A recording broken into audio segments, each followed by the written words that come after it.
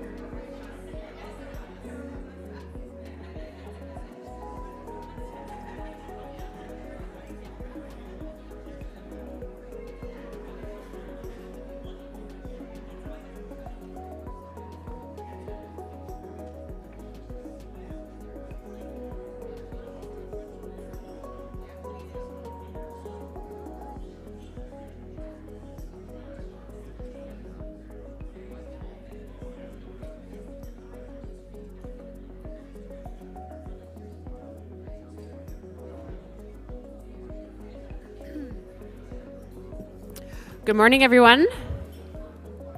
Welcome back. Welcome to day 2. So I don't know if this is going to be funny, but I'm going to tell it anyway. On my walk here this morning, there were 2 men sitting on a bench having a conversation.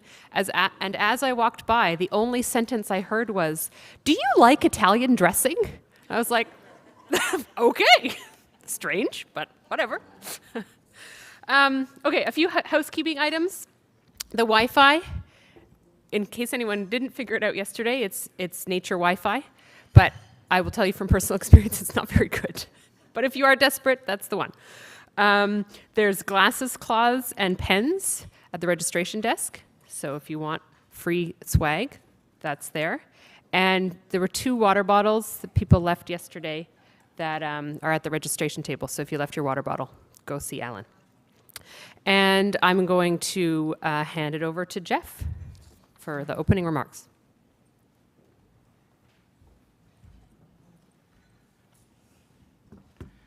Hello, good morning, everybody. I hope everybody had a great night last night, and you're ready today, refreshed for day 2. Just a few remarks, short and sweet, in terms of, looking back at, yesterday, looking forward to today. My sense, and I think all of our sense is that, the Environmental Health Signature Initiative, the EHSI, was really responsive, to the needs of the day at that time. And that the structure and the type of work that was supported by it, the 18 projects, were all, things that were really needed. It was really a necessary initiative, but the gap that it filled, we all know has been long-standing, and it remains.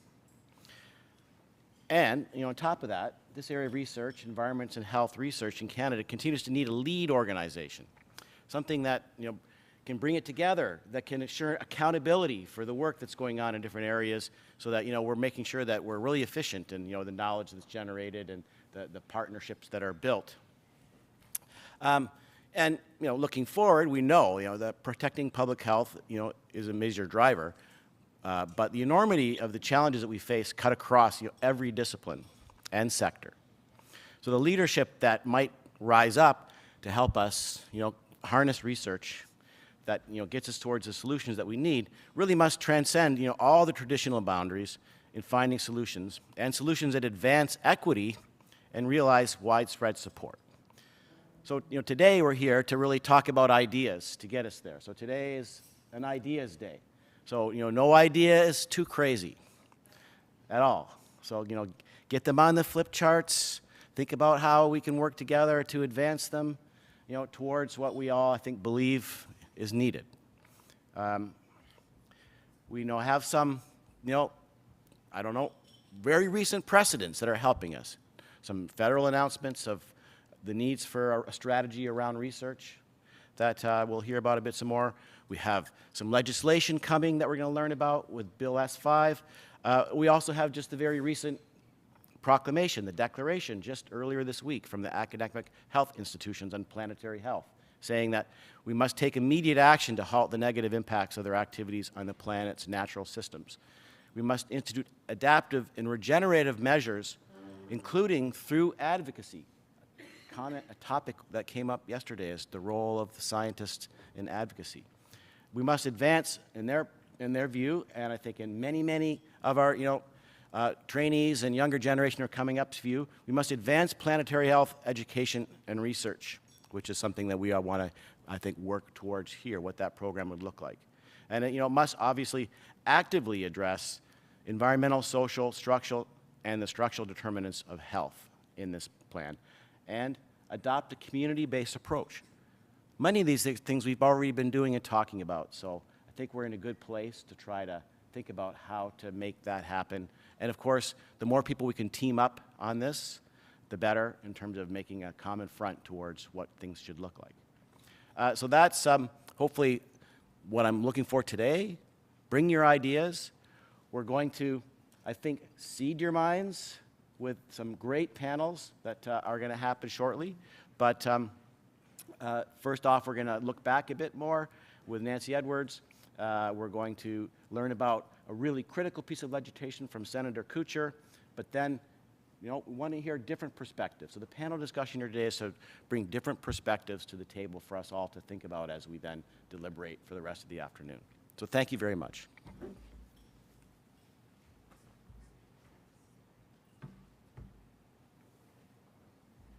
Nancy Edwards. So now, it's really my great pleasure to have brought Nancy Edwards back from the memories of the formation of the EHSI to share with us, her perspective. So I was so happy she accepted coming. So yeah, thank you very much.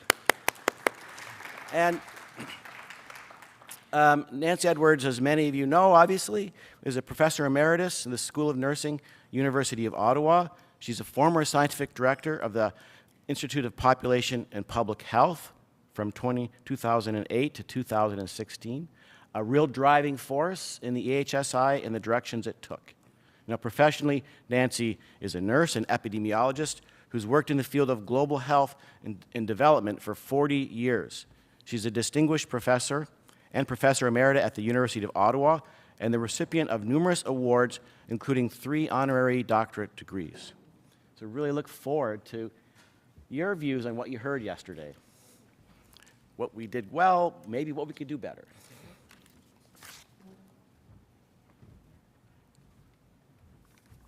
I need the clicker. I see the clicker. I've got it. Thanks very much, Jeff. Good morning, everybody. It's really a pleasure to be here. I was very excited when Jeff got a hold of me.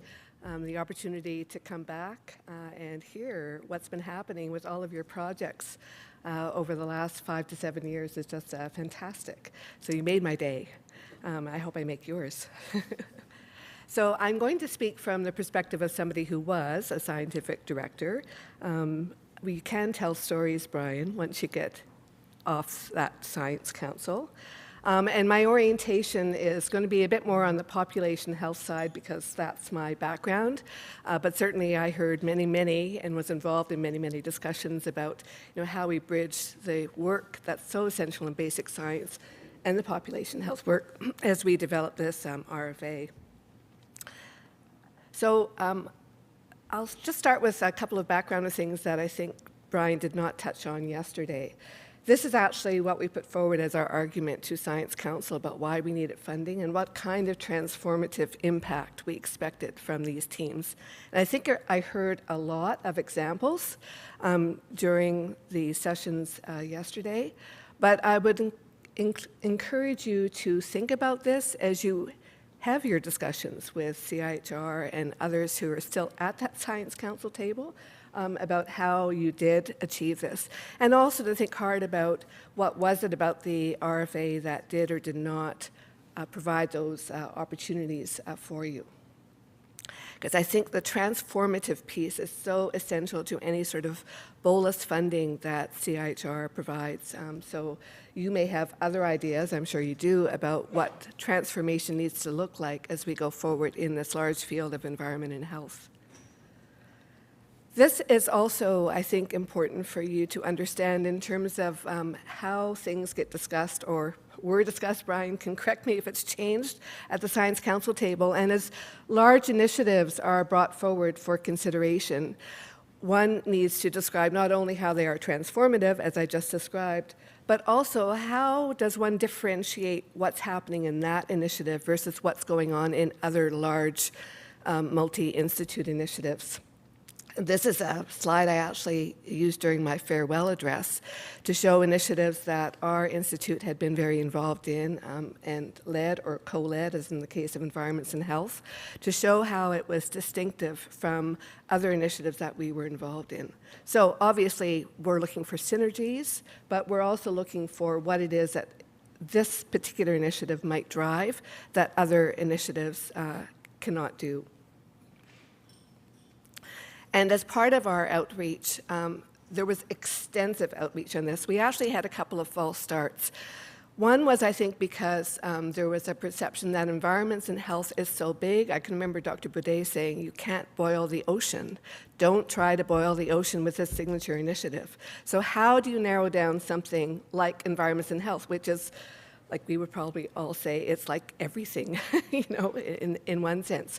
So it was actually in this room where one of our colleagues suggested, think about nexus areas. And that just seemed perfect because it captured the wickedness of the problem and the complexity of the problem, which we didn't want to oversimplify. We wanted researchers to embrace that going forward. But we reached out extensively to many organizations. This is just one of, 50 examples. We reached out to individual researchers and got their input, government scientists, and so on.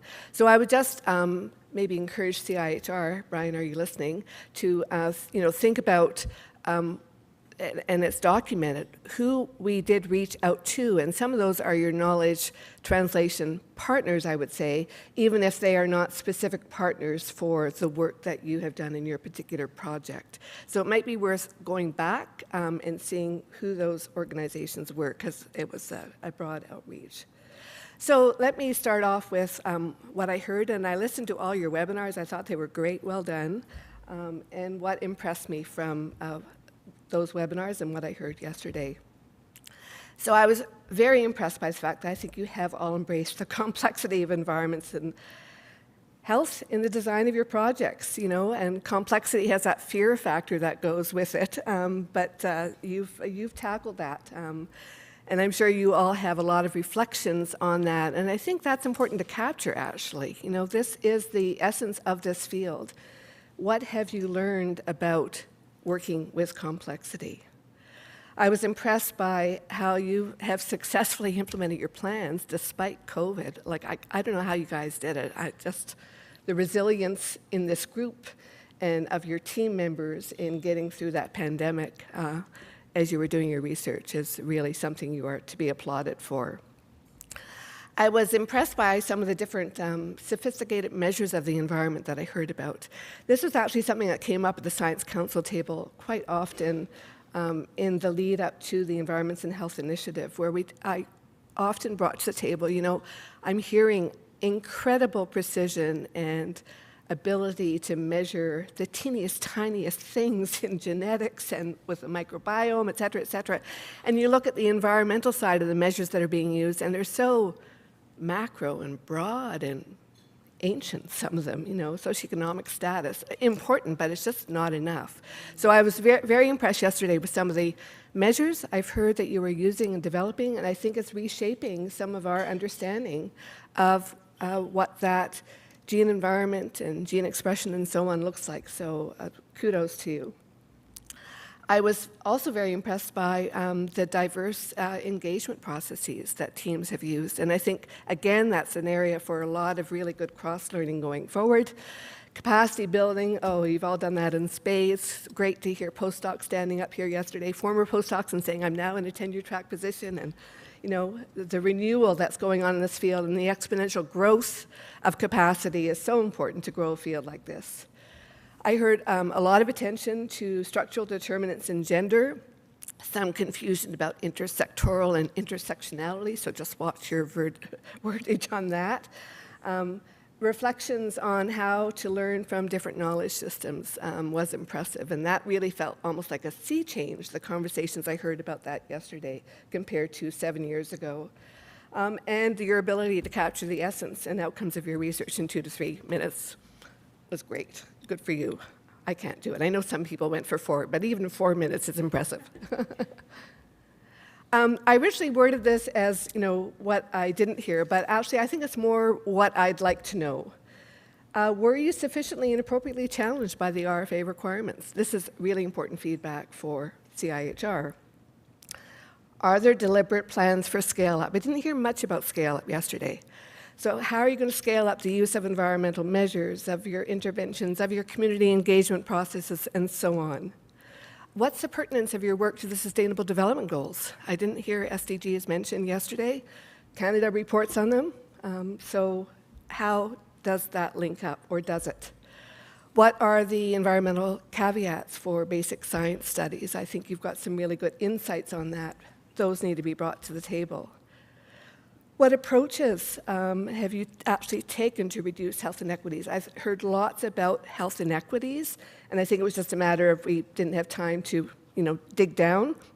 But how actually has your project dealt with that? Even at the level of your own team. What about institutional racism? Again, I heard reference to it, but how are you actually dealing with it? These are really important conversations. I didn't hear any reference to citizen science approaches, so I was intrigued as to why or why not that has been considered, or is that something you're thinking about going forward? Citizen science has been used extensively in many fields, including astronomy, bird watching, and so on. Is it a place, something that we can embrace in the work that we do? What about linking and sustaining and stewarding cohort data? I heard some reference to that yesterday and the many, many challenges that are involved, but I know there needs to be ongoing discussions about that. What about your experience of working across sectoral boundaries? Intersectoral work is about transcending, to use your word, Jeff, those boundaries. How did you actually do that? What does that look like? What would you advise for others? I think there's some key learning out of your projects that needs to be brought forth. And how to build connections among your teams. So something that struck me yesterday was wonderful camaraderie and interdisciplinary work within teams. I was surprised at how some teams didn't know about work other teams in this initiative were doing. So I thought, this summit, of course, is a way of that sharing. But also, what about others, who actually didn't get win in the competition, but maybe went on and got funding from open operating grants? Do you know who those teams are?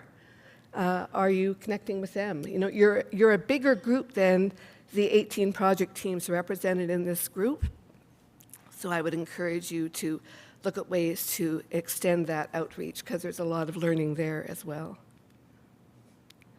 We heard from Evelyn yesterday the importance of networks, and I would encourage you to, and maybe this has been done, but to think about mapping your intersectoral linkages and networks across your projects. What does that look like?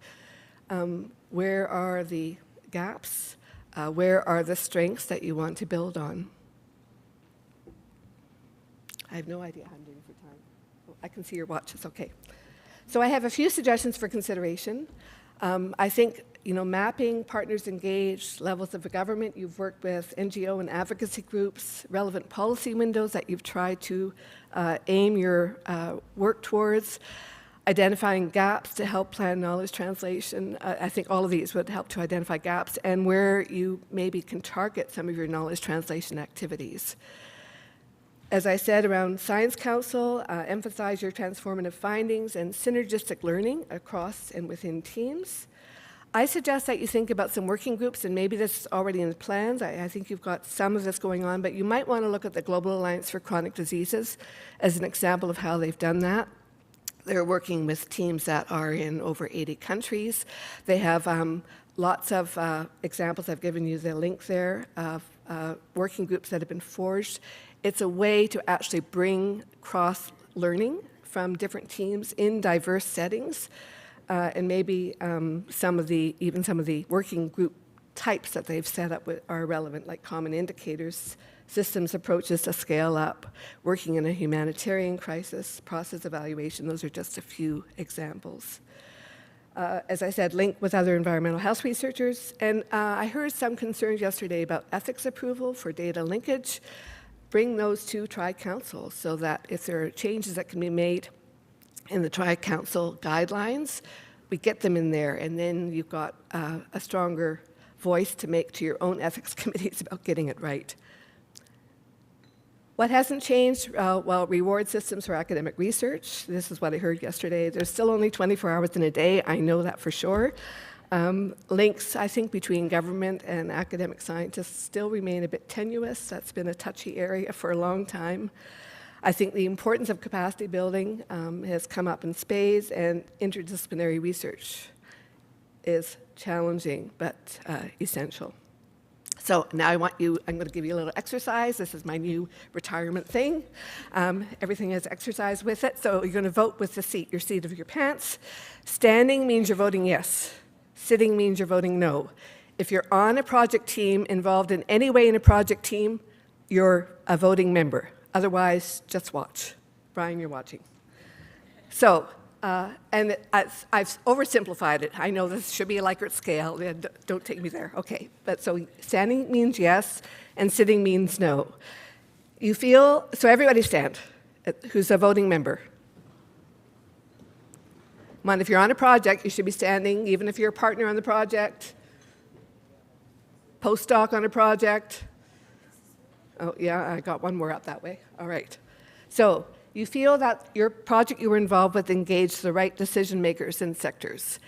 Stay standing if it's a yes, sit if it's a no. Okay. You feel that you engaged policymakers early enough in project implementation. Oh, a few sat down on that one. You feel that you worked with the right levels of government, and that could be self-governing governments, Indigenous peoples, municipal, provincial, territorial, or federal. Okay, a few more. You can stand up again if, you got 3 right but 2 wrong. Not wrong, but you said no. Yeah, wrong. Number 4, you feel that you optimized the geographic and or policy diversity of the population you worked with in the design of your study. Okay, a few more stood up and a couple sat down. And that you successfully worked with the networks of your networked partners. Okay, all right, thank you. And if there was dissension among team members, that might be a place for a conversation. So let me just finish with a few provocations. The first is thinking about how the diversity of populations and contexts, which can be geographic and policy and so on, and structural determinants can be optimally harnessed for future studies on environments and health. Does your work have implications for policy? And if yes, who needs to be engaged and when? It's never too late. How do you plan to build on and extend the public's growing concerns about the environment and health? There's a lot of momentum in the public, a lot of conversations, so how are we going to use that going forward? And maybe that will come up in some of the ideas today. Second to last, what policy windows do you expect to open in the next few years? And how can environments and health researchers be ready for those? We heard quite a few references to policy windows yesterday. And finally, who are the main advocates for change in your policy areas of interest? And how can you involve them? So you can see I'm suggesting there is work still to be done, and I wish you well. Very impressive work that you've undertaken. So congratulations to all of you, and I look forward to the discussion today.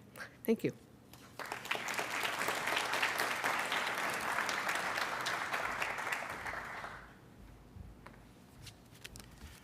Thank you very much, Nancy. I just wanted to make sure if you hadn't seen this, we're using the Slido app. I mentioned about being ideas today. So the Slido is about that.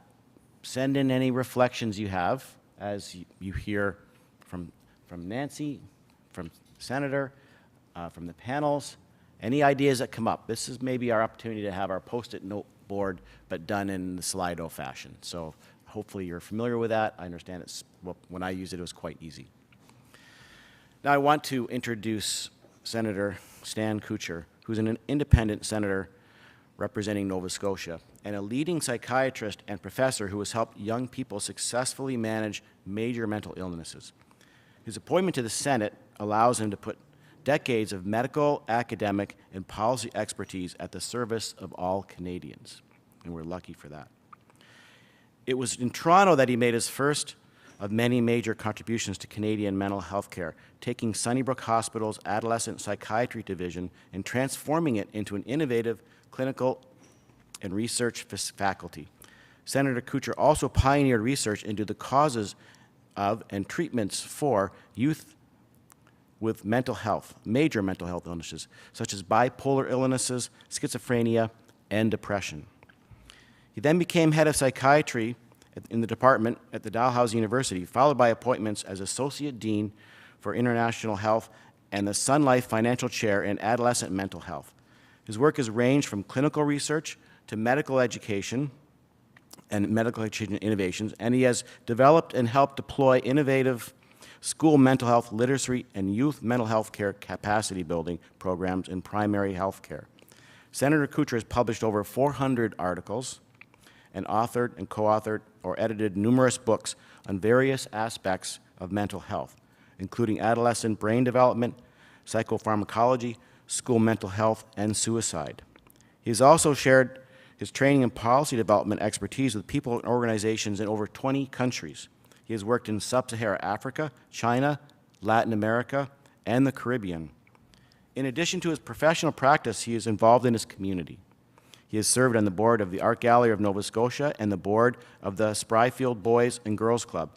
He led the development of National Youth Mental Health Framework for Canada and a member of the Child and Youth Advisory Committee of the Mental Health Commission of Canada, which came into being as a direct result of the Senate's groundbreaking 2006 report, Out of the Shadows at Last, Transforming Mental Health, Mental Illness, and Addiction Services in Canada. And I certainly see many parallels between mental health and the challenges that youth see today in their world around them.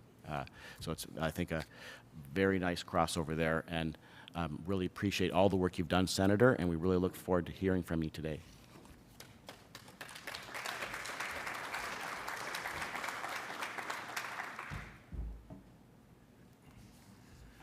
Thank you very much for that kind introduction.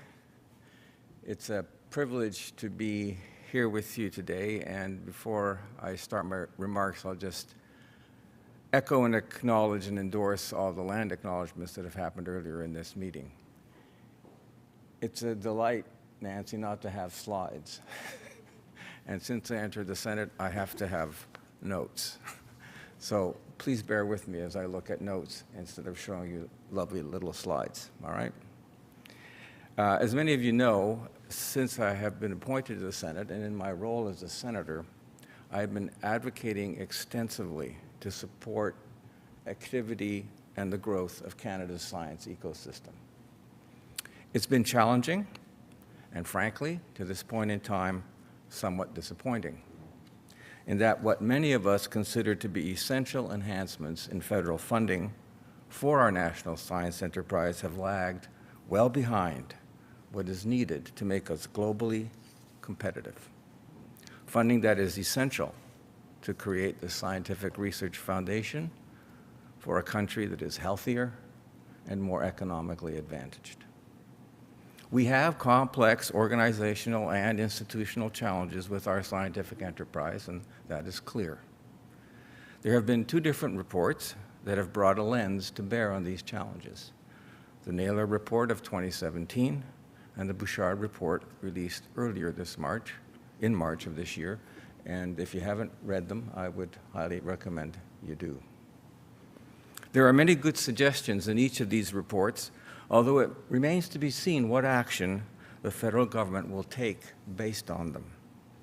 However, the fundamental problem of underinvestment in the research enterprise remains, regardless of what those two important reports address.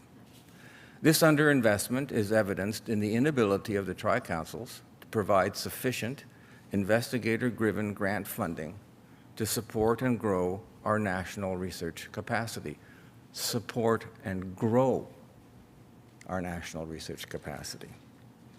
And the ethically untenable inaction on ensuring that our postgraduate students have a living wage. These are two areas that I and many others have been championing for essentially needed change. However, there's an additional area that is perhaps less well recognized that also requires urgent attention and additional scientific investment. That is, the science research infrastructure needed to support emerging policy directions as they are identified in and embedded by legislation. Today, I am going to focus my remarks on this area, the issue of needing to grow our federally funded scientific enterprise to support legislated policy directions. This is not policy windows that may open. This is policy which is open. And I'm going to use Bill S5 as an illustrative example.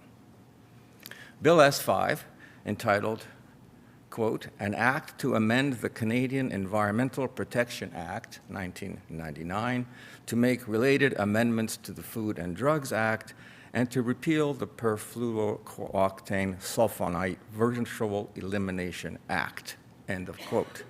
To be fair to all of us, I'm going to just call this Bill S5. Was introduced by this government in the Senate, and I was its sponsor. And I want to thank people who are in this room who helped me work my way through my understanding of the science that underlies much of what is in this bill. And those of you who weren't in this room, I thank you as well, because there were lots of scientists that I reached out to have these discussions with. After numerous Senate amendments, I think we were close to 70, the bill was sent to the House, where it received additional amendments, and where it is now in its final stages. Hopefully, it will be ready to be sent back to the Senate soon, and then we'll go on from there to receive royal assent. This single piece of legislation, one piece of legislation, will have profound implications for environmental science and will demand the need to enhance Canadian scientific research capacity in support of legislated policy. Not going to happen, hopefully, in 2 years. It's going to happen when this bill comes into force. S5 recognizes a right to a healthy environment as provided under the Canadian Environmental Protection Act. And this policy direction will lead to the necessity for the federal government to act to support that right.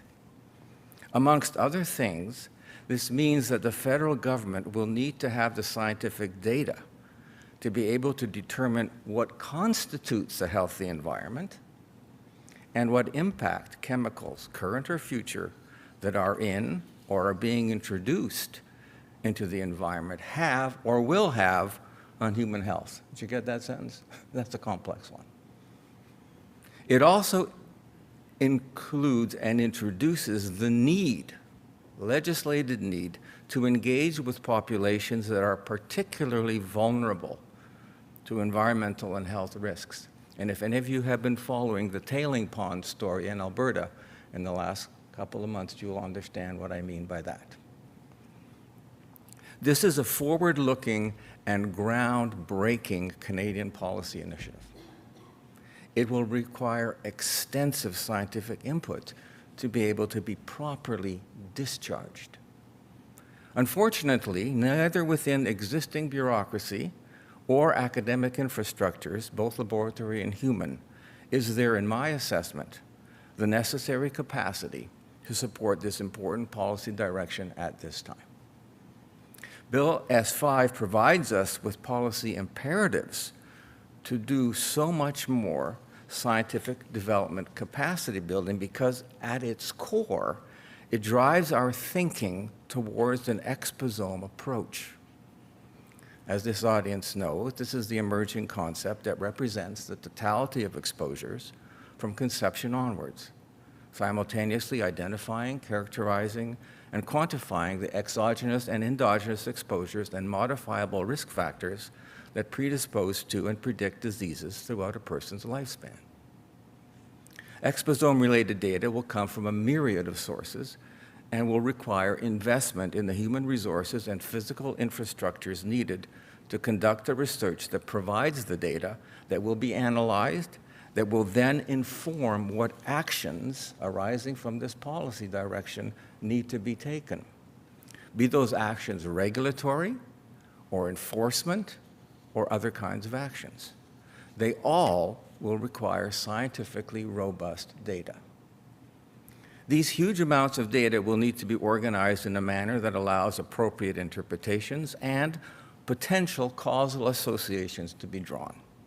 This will require enhanced mathematical modeling and geomapping capacity. Geomaps are useful for episome research as the location of the sources and exposures is important to know. Spatial statistics could also play a major role in exposome data organization. These complex kinds of data will certainly require additional mathematical approaches, including bioinformatics, computational, and systems biology-based techniques. I will focus on a few areas that I think need to be addressed by the federal government now within this larger framework. This is not an exhaustive list, but in my opinion, a necessary one. This is the floor, not the ceiling. First off, biobanks. In order to conduct the research needed to determine the impact of chemicals in our environment on human health, we need robust and comprehensive biobank capacity in Canada. There are many different ways in which this can be structured, but whatever the structures that is chosen, this is needed. Secondly, enhanced laboratory capacity for high-throughput analysis to support exposure biomarker research. This will likely require a national organization that can build on and enhance currently available capacity, as well as identification of additional labs as necessary. Thirdly, we need vast improvements, in my opinion, in our toxicogenomic research capacity. This will require additional investment within the bureaucracy and within academia. Fourth on my list is large-scale longitudinal studies that can examine the impact of chemical exposures across the entire lifespan, so that long and medium-term, as well as cumulative toxicologic impacts can be studied. Sample sizes will need to be of sufficient magnitude and enriched with populations at greater risk to support this work. While Canada has some good work on this already going, for example, the CANPath cohort, the child cohort, and the cross-cutting CANUE initiative, good as these are, in and of themselves, they are inadequate for the exposome-type research that we need to do, driven by what Bill S5 will be demanding. Again, I want to underscore, this is not sometime in the future policy, this is now. And last but definitely not least, participation in international research initiatives that can lead not only to improving outcomes here in Canada, but globally as well. I'm aware that even these few considerations will require a strategic plan and a fulsome commitment to providing the developmental and sustainable resources needed to implement it. There are a variety of institutional, I want you to think about this, there are numerous types of institutional and organizational structures that may need to be modified or may need to be newly created to bring this necessary scientific enterprise to the point that it can support the policy directions that the modernization of SIPA through S5 has created. All this will require additional but fundamentally essential investment in Canada's scientific enterprise. Doing this is clearly a challenge, but concurrently, it is an opportunity because the policy framework exists. Canada must significantly enhance its environmental and health research capacity and support it if we want to achieve our already policy-driven goals. As a recent report of the advisory panel on the Federal Research Support System noted on page 12, quote, societies that invest in their research enterprise thrive, while those that do not falter. Every aspect of our individual and collective well-being is improved by science and research, end of quote. All of us, researchers, policymakers, and the public at large, need to take these words to heart and act. And now I'm going to go off the script because what I heard from Nancy twigged some really important things that I would like you to think about. Actually, one really important thing, in addition to what I've already said. How are you going to tackle the disinformation pandemic? Because let me just be clear. Doesn't matter what you create in your scientific world. If we can't deal with the disinformation, we're not going to do what needs to be done. I'm bringing a motion in the Senate next week to have Sochi study the impact of health disinformation on Canadian society. It will be a Senate study that I think will be larger than the mental health study of the Senate. But I have been appalled at how inactive science organizations and medical and health organizations across this entire country have been during this pandemic. And now, while the pandemic still is morphing into an endemic, how silent they have been on the disinformation front. And let me just be clear. If the scientists aren't fighting against disinformation, who will lead the charge? And we know that disinformation has horrible health and environmental impacts, negative impacts. And I have watched this disinformation pandemic, this infodemic, as the WHO calls it, morph from pre-pandemic times, where a lot of the anti-vax groups and the wellness mamas were coming together. I found it in my own area of mental health, creating complete disinformation and misinformation. And I noticed that Russian actors involving themselves in the anti-vax movement before the pandemic. And the growth of mercenary websites selling everybody anything that would deal with whatever illness that you had that obviously couldn't be dealt with any other way, except by purchasing all this material that the disinformation people were marketing. And then watched as Mr. Disinformation in Chief, south of us took this to heart and then watched as the GOP became a party without a policy, and incoherent anger took over rational political discourse. But you've got to do something about disinformation. So whatever it is that you come up with in your plans and your ideas, can I please ask you that you do something about the disinformation, all right? With full transparency, Tim Caulfield and I started Science Up First in the early days of the pandemic when I sat down with the federal government and said, what are you doing to counter disinformation? And they said, disinfo what?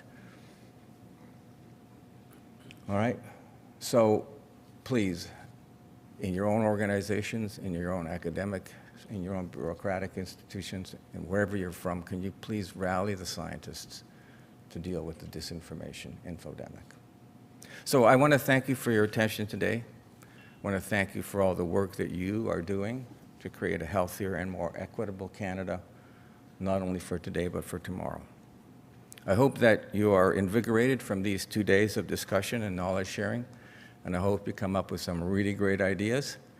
And when you do, I want to hear about them, because I'm a policymaker now, but I've been a scientist my whole academic life. So thank you so much for your time and for your work. Appreciate it.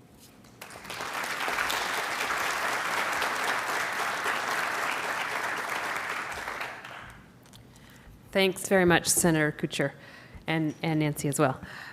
So we're going to go right now into our first panel for today, which is Strengthening Canada's Environments and Health Research Profile, Perspective from Canadian and International Researchers.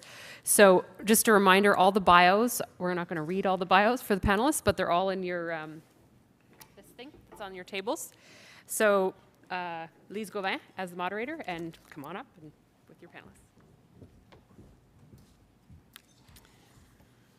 Thank you, and good morning to everyone, and thank you to our speakers this morning for setting the stage and being so inspiring with their comments. We have a wonderful cadre of panelists, and I could spend certainly a half an hour or 45 minutes speaking about their numerous achievements, but in the interest of stimulating discussion and acting on what Jeff said is today is an ideas day, and we want to welcome your ideas. We will get started with the panel. Just for background information, we did provide a certain number of catalyst questions to the panelists, asking them what should the research, what kind of research do we need to develop, what kind of infrastructures do we need, and so on and so forth. But with the ideas that have been brought forward this morning, as well as the many ideas and experiences of our panelists, we'll jump right into the discussion. Each speaker will have about 5 minutes to provide some opening comments, and then we will follow up with discussion. And please, right now, for both the people who are present here and those who are online, start thinking of your questions, because we really want to engage you in identifying different ideas. And so well, I'd like us to start off with, we're going to ask Nicole Redvers to provide us with her opening comments. And Nicole is a Western Research Chair and Director of Indigenous Planetary Health at Western University in London, Ontario, and an associate professor at Western. So Nicole, why don't you open the discussion, and welcome. Thank you, Masi Cho. I'm just going to make the assumption you can hear me okay on that end. We hear you very well, thank you. Wonderful, perfect. Well, Atlanatea, hello everyone. I'm sad to not be there in person. I'm coming off of a fairly busy ICAM, or International Congress of Medicine, and 2 days before that was in some CCA meetings about developing the Northern and Arctic research system around climate change and the environment. So it's just sort of naturally fitting to come to this session here today, having some of the great experiences over the weekend and hearing some great discussions going forward. I'm going to just share a screen for a second. I'm just sharing one particular slide. And I'm a member of the Dene-Nukwe First Nation, come from Treaty 8 territory up in Denedeh. And when I think about the North, this is actually a picture of Tuktoyaktuk. This was an image that was shared by Letitia Pokiak. And you can imagine looking at the town, the hamlet of Tuktoyaktuk, what the impacts of climate change may be as a part of sea level rising, but also erosion, and then some of the challenges with infrastructure living in such a place. And when I think about this topic and what needs to be done, I always think about my mum. I think about my mum, who's right now in Denunukwe First Nation up in the Northwest Territories. I think about the last few days where the oil sands hearings were going on, because we are at the mouth of the Slave River, which is fed by 70% of the waterways coming from the Athabasca watershed. And I think about the impacts of climate change in that area, the impacts on our plants and animals. And for me, this is a very personalized topic. And I think for many Indigenous peoples coming to this topic, this just is not about an environment. It's not about research. It's not about a study. This is about our lives. This is about where we're able to live, what we're able to eat, what we're able to pick, what cultural practices we're able to do. All of that is completely intertwined with this aspect of health of the environment, health of the planet. So because of that, it creates an urgency for us beyond the immediacy of change in 5, 10, 15, 20 years from now as we're attempting to meet global climate targets or otherwise. This is having impacts right now where landscapes are changing. We're warming at 4 times the global rate within our area. Yet at the same time, those very same communities, Denunukwe, many of the First Nation communities around Northern Alberta and the Southern Northwest Territories have been asking for environmental research for decades based on impacts of environmental contaminants from the oil sands potentially and also otherwise. Yet despite calls for many environmental research studies, we have yet to be able to do that because of a lack of structure, a lack of grant availability, and a lack of provincial and federal interest in terms of this. So the agendas are very clear in the North.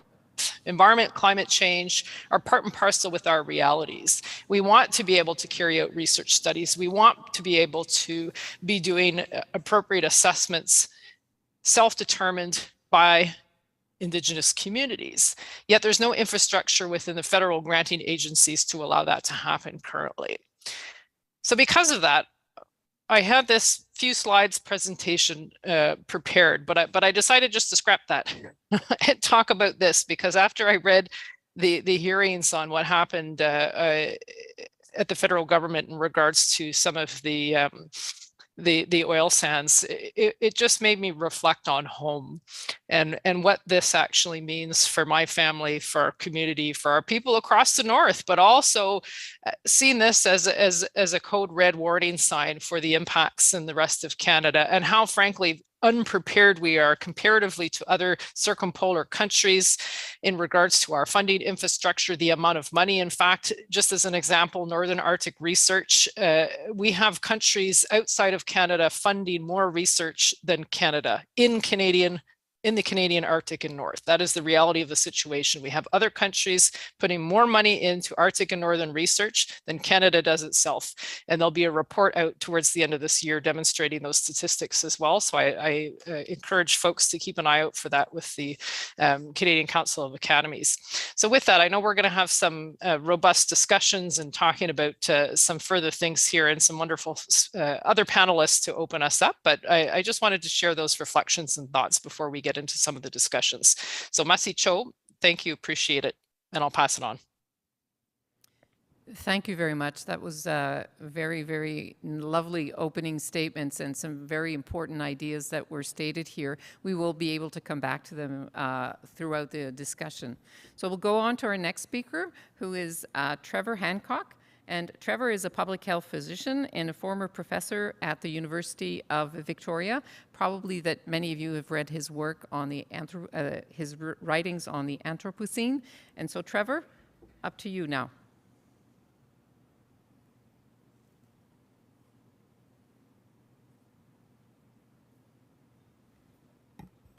Thank you, and good morning to everybody. It's pretty early out here in Victoria on the traditional and unceded territories of the Lekwungen-speaking people. I am going to talk to you about the topic you see right in front of you on the screen there, And I'm going to whip through this very quickly because I've got a lot of slides, but they basically are text taken from the document you have in front of you on the tables, and I hope folks online have it too.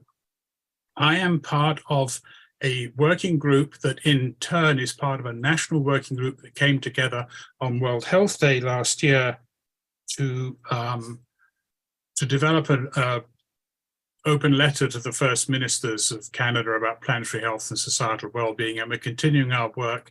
And this issue of an Institute for Research on Environment's Health and Well-being is one of those ongoing streams of work. We are concerned with the global ecological changes that Nicole just touched on, and we're also concerned with the fact that there is no CIHR Institute for Research in this area and never has been, and that's a problem. We're waging war on nature is the way Antonio Guterres has put it. Humanity is waging war on nature, and this is suicidal. Climate change alone, as you well know, I hope, has been called the single biggest health threat facing humanity.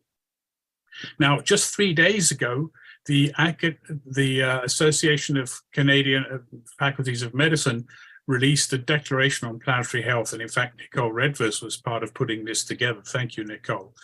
Academic health institutions declare the health of the planet a code red emergency and call for immediate implementation of planetary health education and research. So the academic faculties understand this entirely. But it's not just the natural environment. We live 100% of the time within natural ecosystems, but we also spend 90% of our time indoors in North America, and we're 80% urbanized. So the built environment, which is nested within natural environment, is a hugely important factor. And as Winston Churchill said, first we shape our buildings, then they shape us. But also the way we design and build our towns and cities shapes the environment around it too, and the global environment. So all of those are within the remit of our concern around these issues. We also recognize environmental justice is a key issue in this area, that the impacts of massive and rapid global ecological changes and the design and quality of our built environment are not experienced equally. And in particular, we recognize the important role of Indigenous people and Indigenous knowledges and perspectives and practices, as indeed does the UN and many others. And what Nicole just touched on is totally central to this. I found this powerful statement in the report of the Truth and Reconciliation Commission.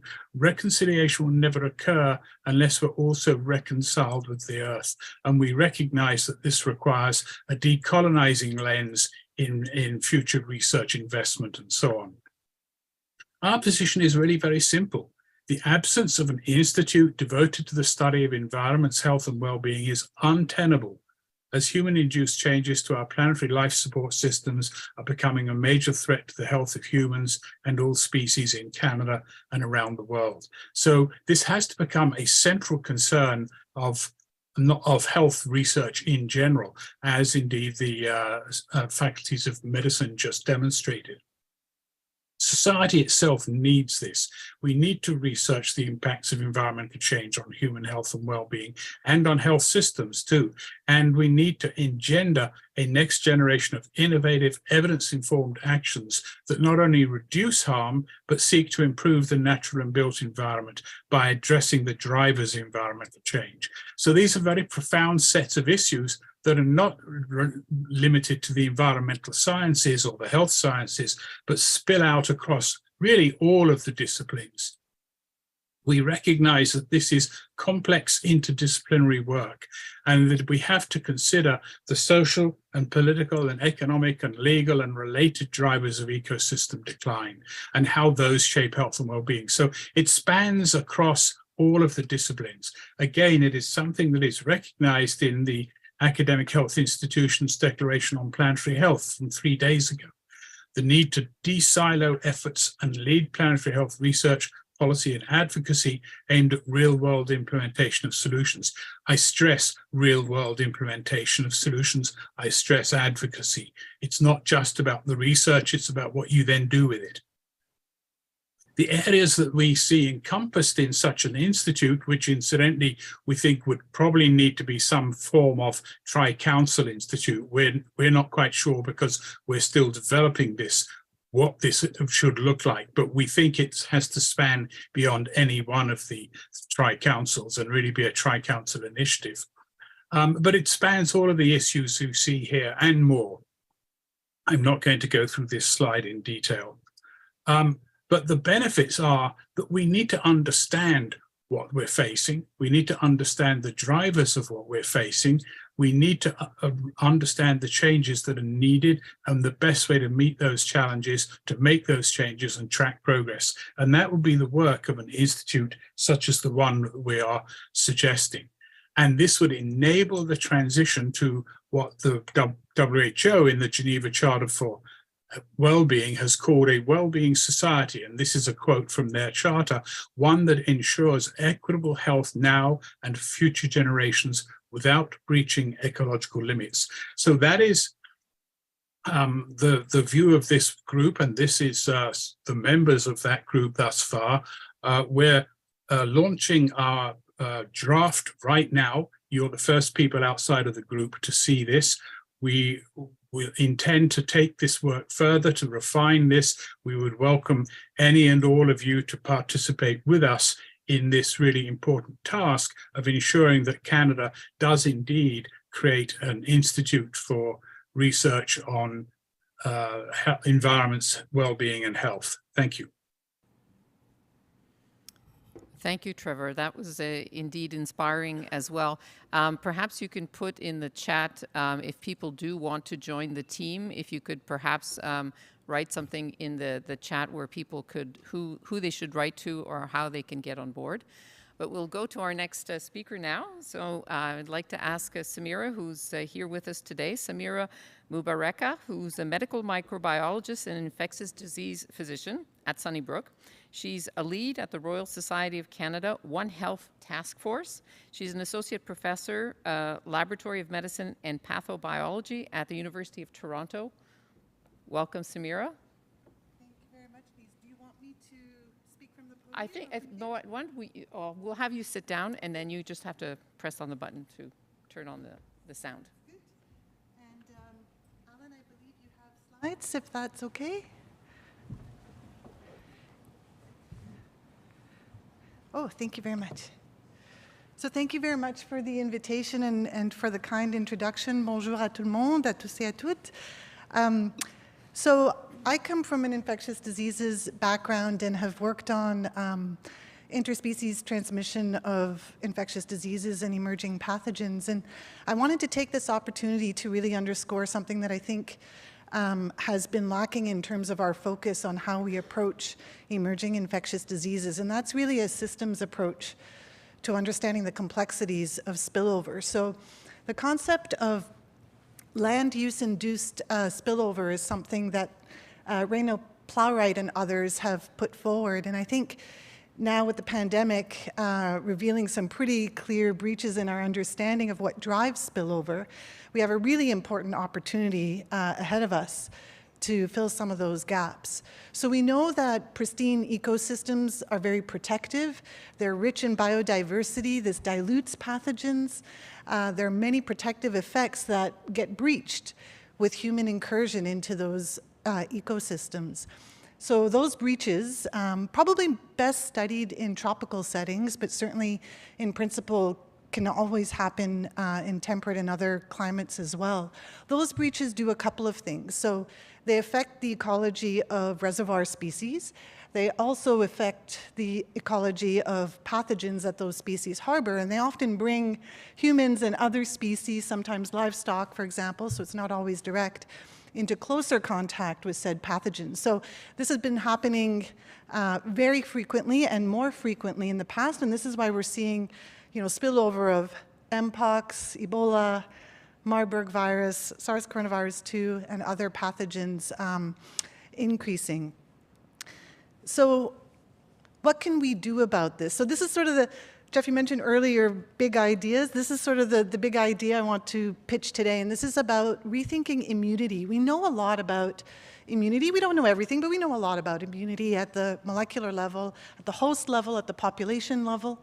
But we don't really talk about immunity at the landscape level. This is ecological resilience, and we're really starting to understand some of the drivers of pathogen spillover, but we don't understand, and we certainly don't pay enough attention to this concept of landscape immunity. Again, credit to, this is not my idea, this is Raina Plowright's idea, but I really want to put it forward.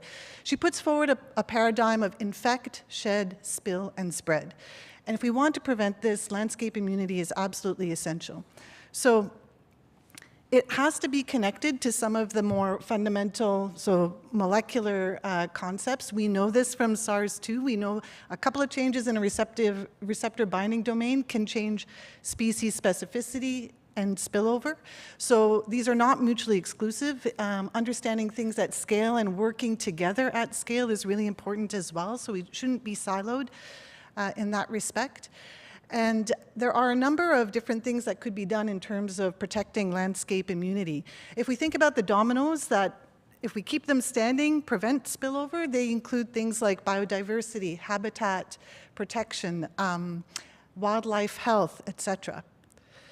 So if we think about maybe a problem at hand, I mentioned that this has been more extensively studied in tropical settings, but right here in our house, we have highly pathogenic influenza. We know that it is diffusely distributed through shorebirds, and unfortunately now spilling over into wildlife and causing mass die-offs in mammals as well. So this is an unprecedented situation. We know that the virus is reassorting. It has now adapted to mammals in some respects, and the mortality is high in some species.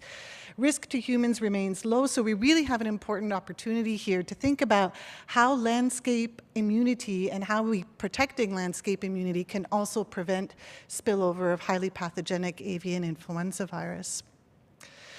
So I won't go through this slide in detail, but the WHO One Health high-level expert panel, as well as the quadripartite joint plan of action for One Health, have provided some framework in terms of how we can start to do this. I'll just highlight perhaps the first and the last point. So research and risk assessment on the drivers, processes, and pathways for zoonotic diseases. This includes understanding and appreciating how ecological resilience and health systems are really critical to this.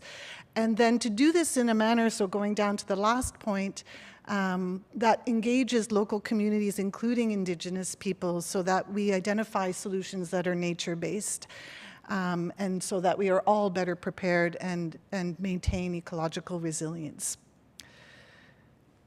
So that's it for me. Merci, Lise. Merci beaucoup. Ça a été vraiment merveilleux. Merci.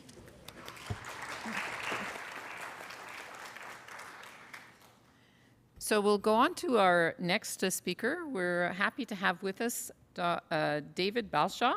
He's the Chief of Exposure Response and Technology Branch at the National Institute of Environmental Health Sciences in the United States. Welcome to Canada virtually, David. Thank you, Lise. And greetings from North Carolina, the lands of the native Occaneechi and Eno people is where I'm speaking from today. Sorry I could not join you there in Ottawa. So I wanted to some of the things that Nancy and others this morning have said really resonated with me as well, and some of the points that I wanted to convey in my talking points. You know, we do have a slightly different view coming from the United States rather than Canada, but that we're struggling with the same issues that you are, I think. You know, one of the biggest ones is, you know, the context of environment and thinking about not just the individual exposures that we encounter in any given place or time, but thinking about the context in which that exposure occurs and you know, how that interfaces with our social environment, our own innate biology, physiology, as well as the other chemical and physical exposures that we are experiencing. So this is, you know, leading towards the idea of the exposome. We recognize that the true definition Chris Wilde laid out in 2005 of the exposome is the totality of everything that we are exposed to from the time we are conceived to the time we die is not realistic. We're never going to be able to get there, but we can embrace the complexity of the environment and measure multiple things in a comprehensive way. So as we've been thinking about this over the last 15 years, we've developed a series of new technologies, and we have technologies at a level, and through efforts such as CANUE as well. It's not just here in the United States. We can think of ourselves as being analogous to the efforts that were convened in the Human Genome Project and through the fields of genomics, transcriptomics, and what have you. We're roughly where they were 20 years ago. We have fundamental technologies that allow us to do more, to measure more than a single gene at a time, but we're not to the level where that can just be implemented in any study at any given time. And we need to think of this problem as a global problem. It is not something that we can do alone in the United States, that you can do alone in Canada, that the European Commission can do alone in Europe. We need a global coordination effort around how we do this work as a global community. We need to be having conversations about what are the technologies that we have, what are their strengths, what are their limitations, how do we standardize and harmonize those methodologies between laboratories.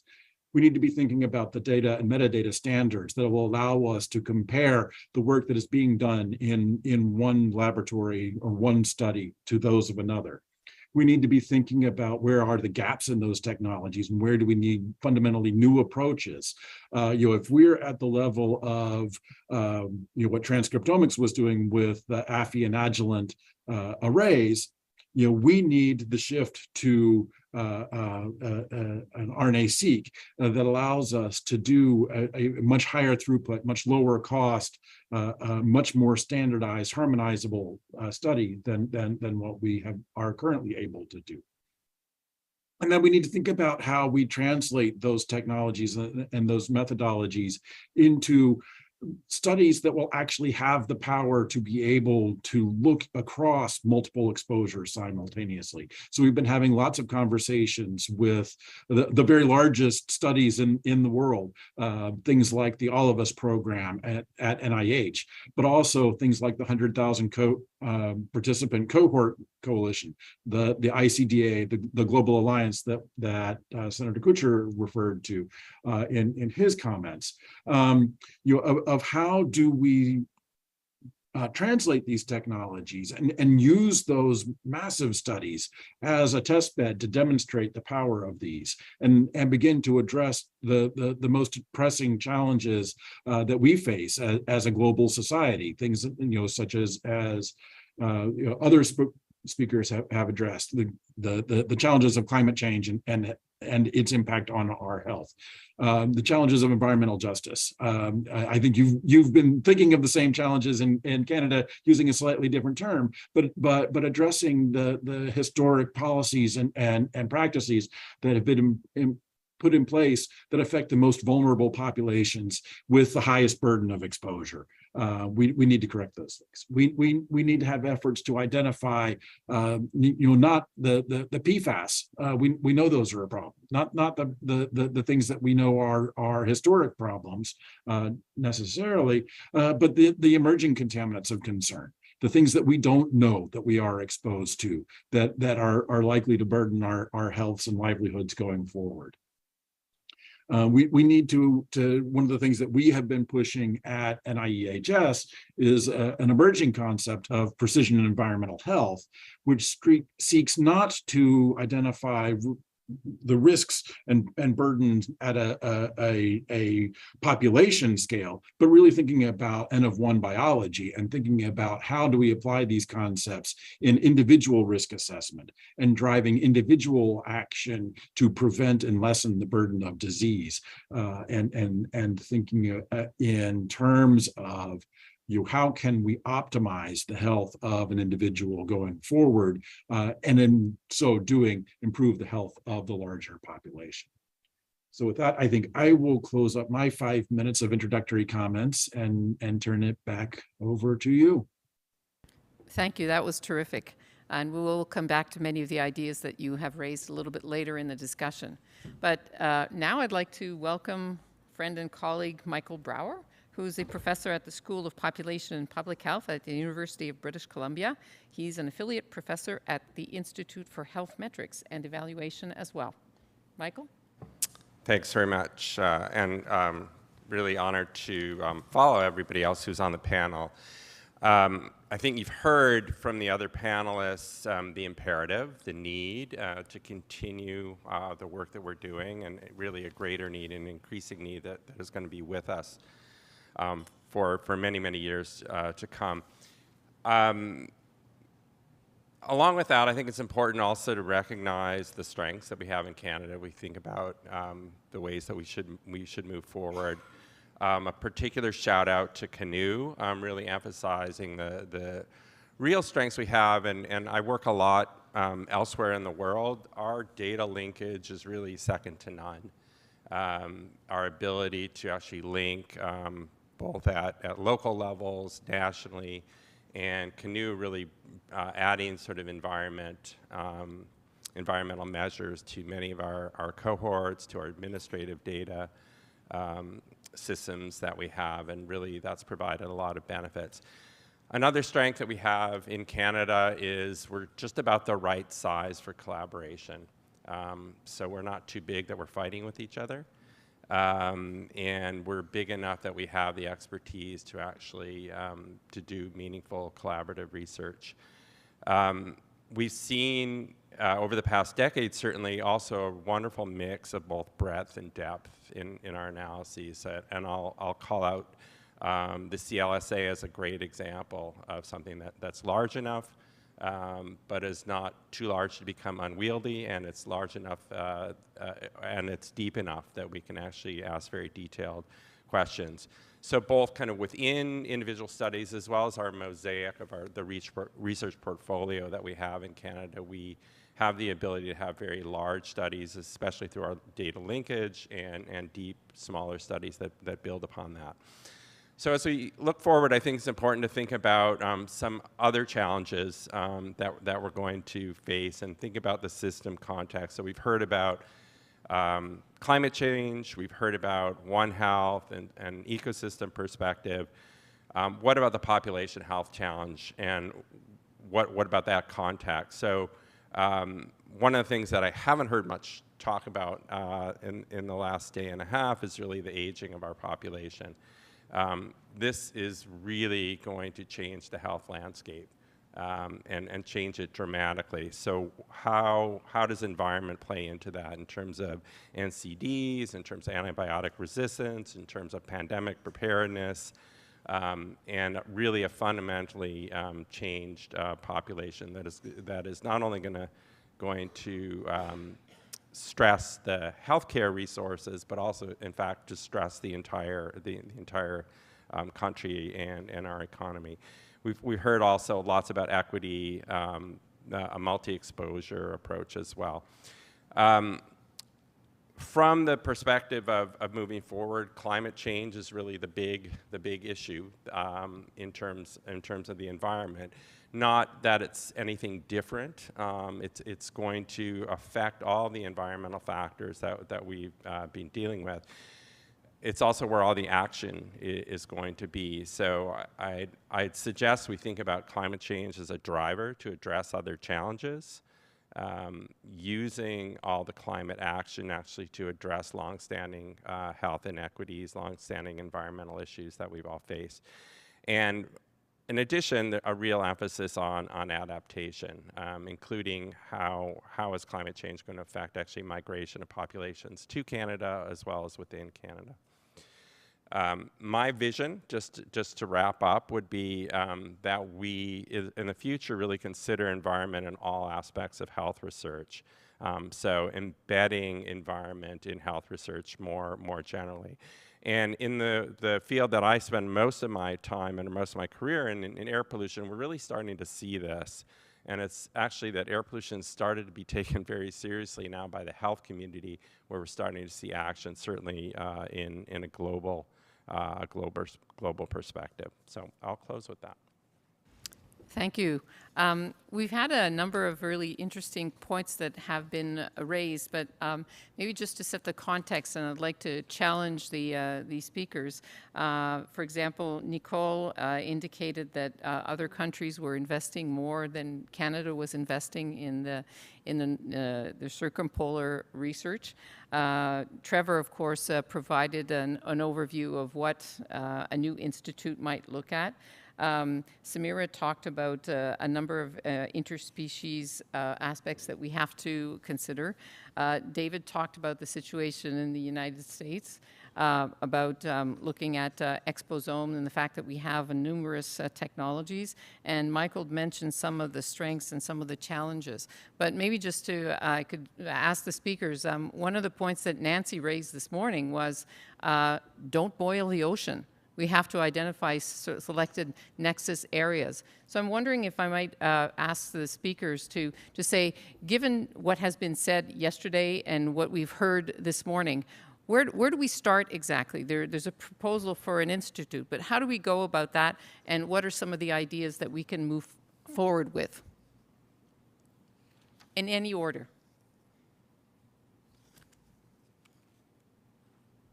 Well, I'll jump in since someone's got to start. I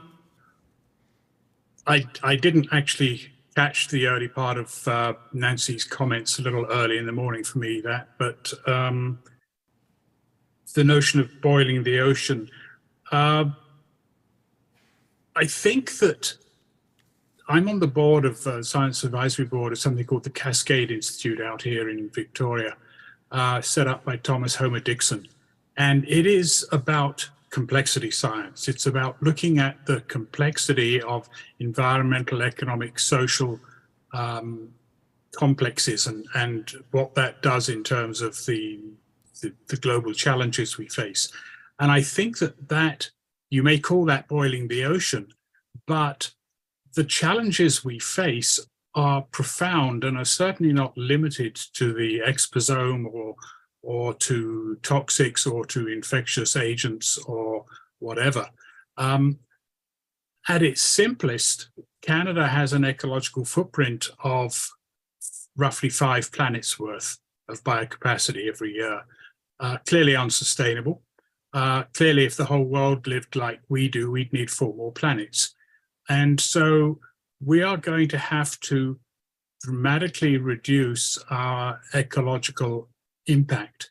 And in doing that, we're going to, as Naomi Klein put it in a book about capitalism and climate change, we're going to have to change everything.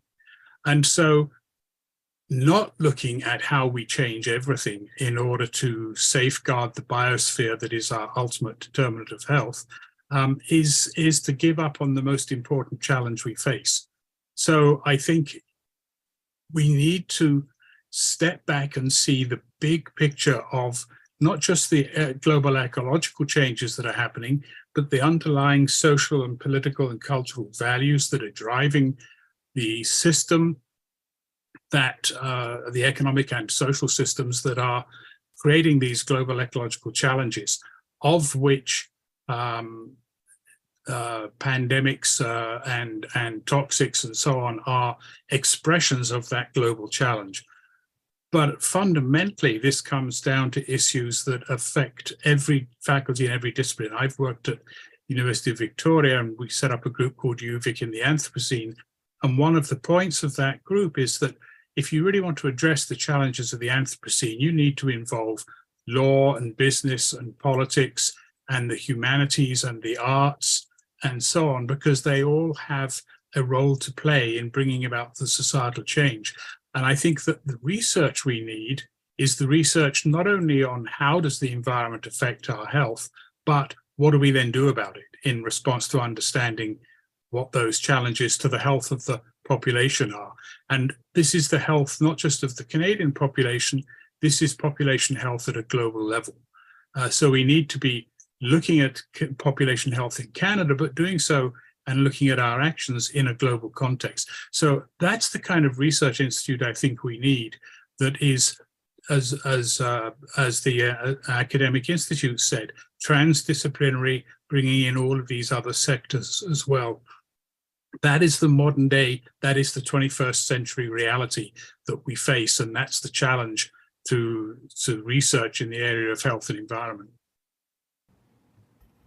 Thank you. Any reactions, further comments? Michael? So, yeah, I think I would suggest, in terms of focus, I think there's two aspects to this. So one is that the impact of environment on health is a way to drive change in the environmental context. So I think that's really more of an advocacy perspective, and we should all be engaging in that. I don't think there's any question about that. But in terms of focus on research, I would argue that the emphasis really should be, what are the specific impacts on health, on the diseases, let's say that all the CIHR institutes are addressing. We as environmental health research should be posing the question, for the diseases that you're focused on, what is the role of environment? And if you don't know, we better find out. If you do know, what are we doing about it in terms of action? So we have, and this is sort of my hat, working on the global burden of disease. That's really what actually brings environment into the forefront, is when you can identify it contributes X amount to this disease. That's where the money is, that's where the funding is. That's actually what people experience. And if we don't know that for the major health challenges that we face in Canada, then we need to figure that out. Yeah, and if I can just build on what Michael said a little bit, that's experience that we've had here in the United States as well. We've been having lots of conversation with our sister NIH institutes that have historically not focused on the role of environment in their outcomes, whether that's cancer or neurodegenerative disease or whatever. And we've started having conversations with them that, we know that environmental factors are both causative, but also altering the progression of these diseases. And we need to build partnerships. We have the expertise in how you measure the exposure. You have the expertise in the health outcomes. We need to work in partnership in order to really address these challenges. It's again the analogy to the Human Genome Project. We don't have to make the argument now that genes are important in health, because we've had the conversation for 50 years that genes are important for health.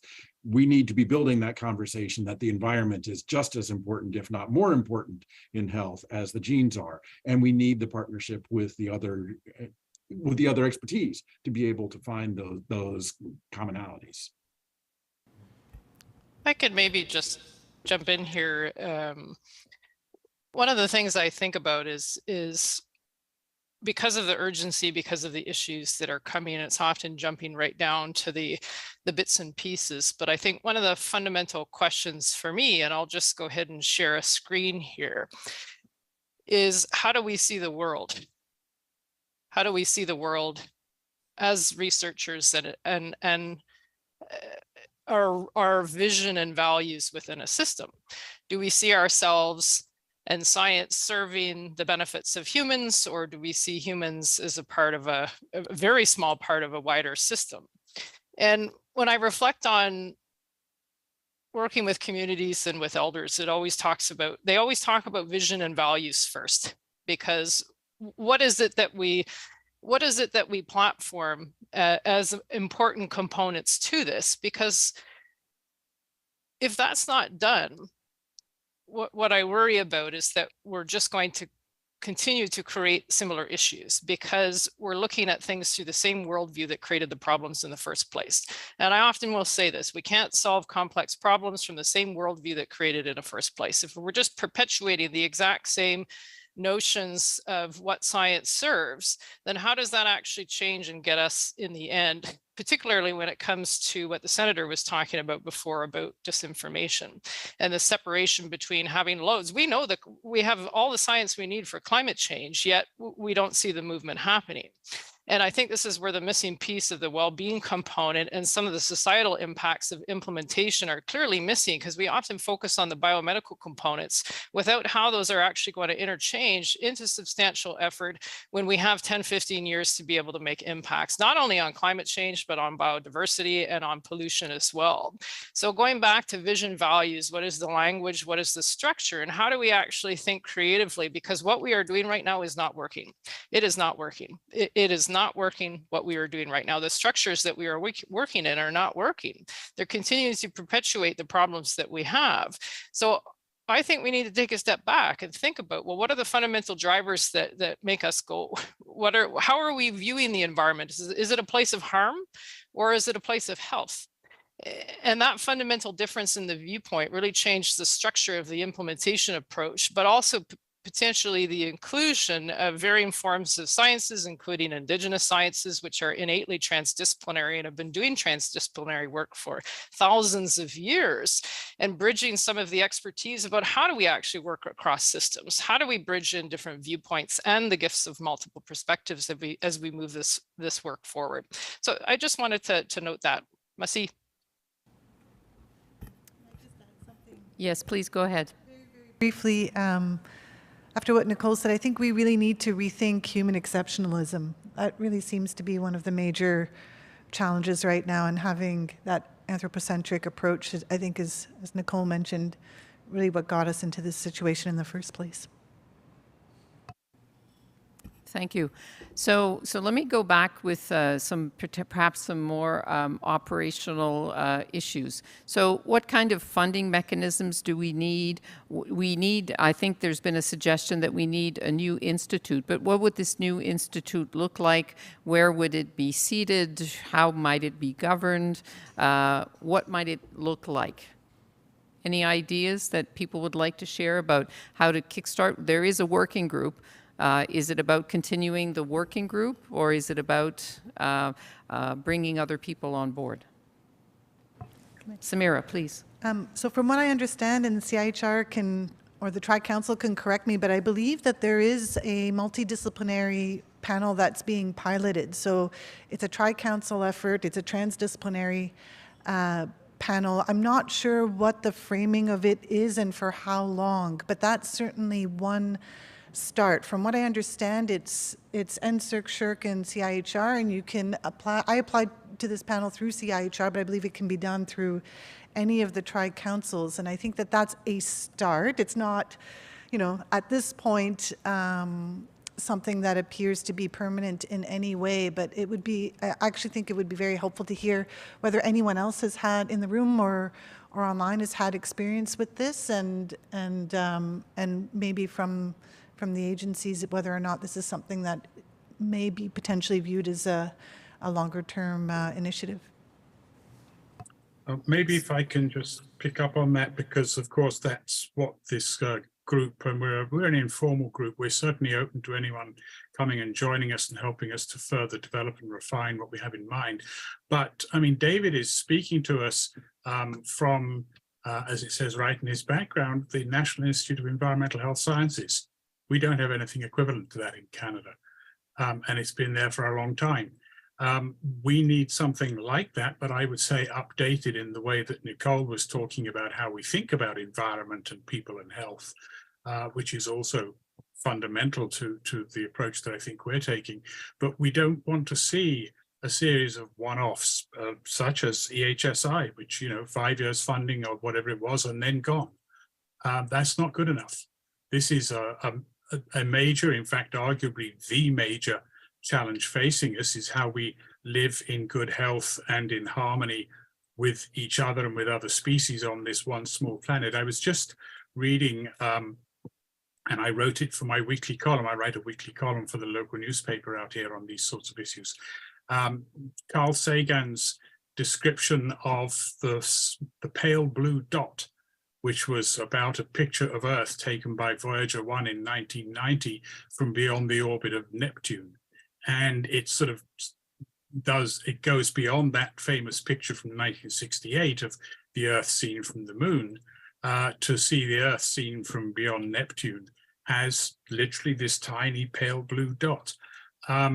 So we need to be rethinking what environment and health and people are all about in the 21st century. The old model is not going to work. And this isn't something that can be accommodated with a short-term temporary funding project. It's got to be a long-term commitment. And of course, it's very challenging. And it's challenging because if you take seriously the questions we are asking here, then it requires change in the fundamental underpinnings of our society, as Nicole said, in our vision, in our values, in our understandings of the earth and our relationship to it, and in our understandings of what an economy is about. My latest column is about the fact that why the hell do we put the economy in the center of governance? Why do we make the Minister of Finance the most important minister? Surely the Minister of Human and Social Development, or even better, of Sustainable Human and Social Development, should be the centerpiece of governance. It's not about the economy. But if you start to raise those kind of issues, that's very challenging in society. But we need research on, for example, with what is an economics of well-being. We came out of and are linked to work around the idea of a well-being economy and a well-being society. If you take a health perspective, if you take the Geneva Charter for well-being that from WHO last year seriously, then how does that guide a future institute looking at these issues? It's certainly not just a CIHR institute. It's definitely some combination of CIHR and NSERC and SHIRC. We might even look at, there's something called UK Research Initiative, which brings together 9 different funding councils in one umbrella. I've only just learned about it. I don't know enough about it to say that it's a model, but it's certainly the fact that they've got all those different research funding councils together. That's where we should be going with this, because this is a complex whole system, whole society problem we're facing, and it can't be dealt with one person at a time, or one chemical at a time, or one bacterium at a time. Thank you. Brian, please. Yeah, thanks very much. Jeff gave me a preview of the Institute request, and I don't think there's much debate that it makes a lot of sense. The problem is that CIHR has been the same since 2000. Right? The institutes have not changed in 23 years, and there's been on the docket reviews of the institutes, and people give the thumbs up. And so, you know, you could demand or insist on a new institute, and in 20 years from now, we could be sitting in the same room. Some of us, like me, in wheelchairs at that point, probably. But the point being, it may not change. And one alternative just to think about is perhaps insisting on a cross-cutting theme. So what we do with Indigenous health, with sex and gender, with other major initiatives that have a cross-cutting lens is we do insert those into many of the funding opportunities. So like you were suggesting, if you don't know the impact of environment on the disease that you're studying, the area that you're focused on, then you need to, you know, get that in your back pocket and have that available for every time you talk to a politician on that topic. So a cross-cutting theme may be a more immediate opportunity, and I think that's perhaps the way we're going to have to deal with it at CIHR, because I just don't see in the short term an institute materializing. That's not a decision of the scientific directors. It's a decision of government and governing council, and so that would be the focus of that approach, I would say. Thank you for that information, Brian. I think, Michael, you wanted to follow up on that?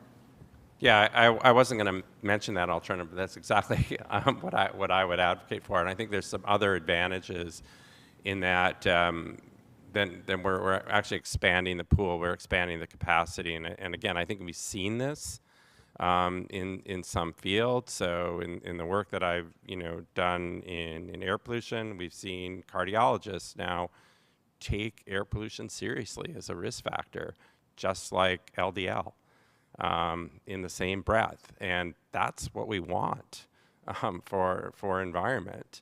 So I think, I would again push for that. I think it's achievable, and I think it also has some other advantages. I see that Margot is there, but I think that there was another gentleman here, so I invite you to come to the microphone. Lisa, I think Nicole was just about Oh, to I'm sorry. respond. And Nicole, did you have your hand raised? No, but I'll just very briefly mention to Samira's comment about that, I can't remember what it's called, but the working group within. So there's apparently a 12 to 18 month time frame with that. One of the key, so there's a climate change grant out right now. I think the letter of intent's due May 2nd. So they're using this as a test case, as far as I know, to see the appetite and the uptake for this particular stream, cross-cutting across the agencies. So I just wanted to add that I know that that's a key part, apparently, of part of that process. Excellent, thank you. I think you had your hand raised first because I saw it first, so Margot will let, please say your name and your affiliation. It's Richard Vanderjack. I'm at the University of Ottawa. Thank you for allowing me to ask this question. 5 years ago, Meg Sears and we had concerns about the link between exposures to environmental toxins and public health. And I wrote, at that time, Minister Philpott, and then we had a meeting of a bunch of scientists here in Ottawa, and we actually agreed that we would work towards figuring out collectively the data linking exposures to adverse health outcomes.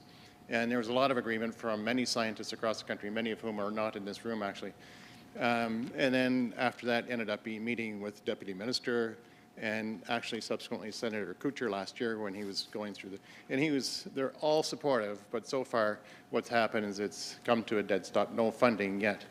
But looking and listening yesterday, I think the idea of a data warehouse that takes into account many of the findings that are being discovered in this by different scientists in the room, what I see happening, the scientists, they create the data, but it doesn't lead to concrete action. And I think what you need to have is some overarching data governance, which is then linked with an advocacy group, which can then advocate for change, whether it be based on granular data that can lead to granular change at the community level, or it can lead to change, whether it be in the regulatory agencies or so forth, or policy changes. But the data has to be fed to press at appropriate times. Some of the questions that came to my mind, well, what about the changes you find in the microbiome in one group that might lead to increased colon cancer that you've been talking about yesterday? And I can go on because the different examples I saw yesterday where intersectoral research can go on. But that's where overarching governance, I think, would be a good plan. We dubbed our the Canadian Environmental Health Information Infrastructure, or CIHR. It doesn't really matter what you call it, but I think we really, really need this infrastructure, but work out how it can work best. But we need to make sure that the science leads to change. Would you agree? I'll ask the speakers, would you agree? Our panelists. Wholeheartedly. So Samira, vote for Samira. I see David nodding. I see Nicole, the thumbs up. Michael, nodding. Trevor. Well, we certainly need the science to make the change. Yes, the question is what sort of science and at what level? Individual versus population, the science of exposure versus the science of how you implement political and social change. So, yeah, I'm all in favor of knowing more, but it's a matter of where we need that knowledge and what we focus it on. Thank you. I know that notes are being taken and there will be a report, so thank you for that suggestion. We'll go to the opposite end of the room, so please state your name and your organizational affiliation. Hi, I'm Courtney Howard. I'm an emergency physician in Calgary. I've been with the Canadian Association of Physicians for the Environment for a long time. I just came from the International Conference for Academic Medicine where we presented the declaration. And so 2 days ago, I was in a room kind of like this with medical school deans from all around the world committing to centering planetary health in their work.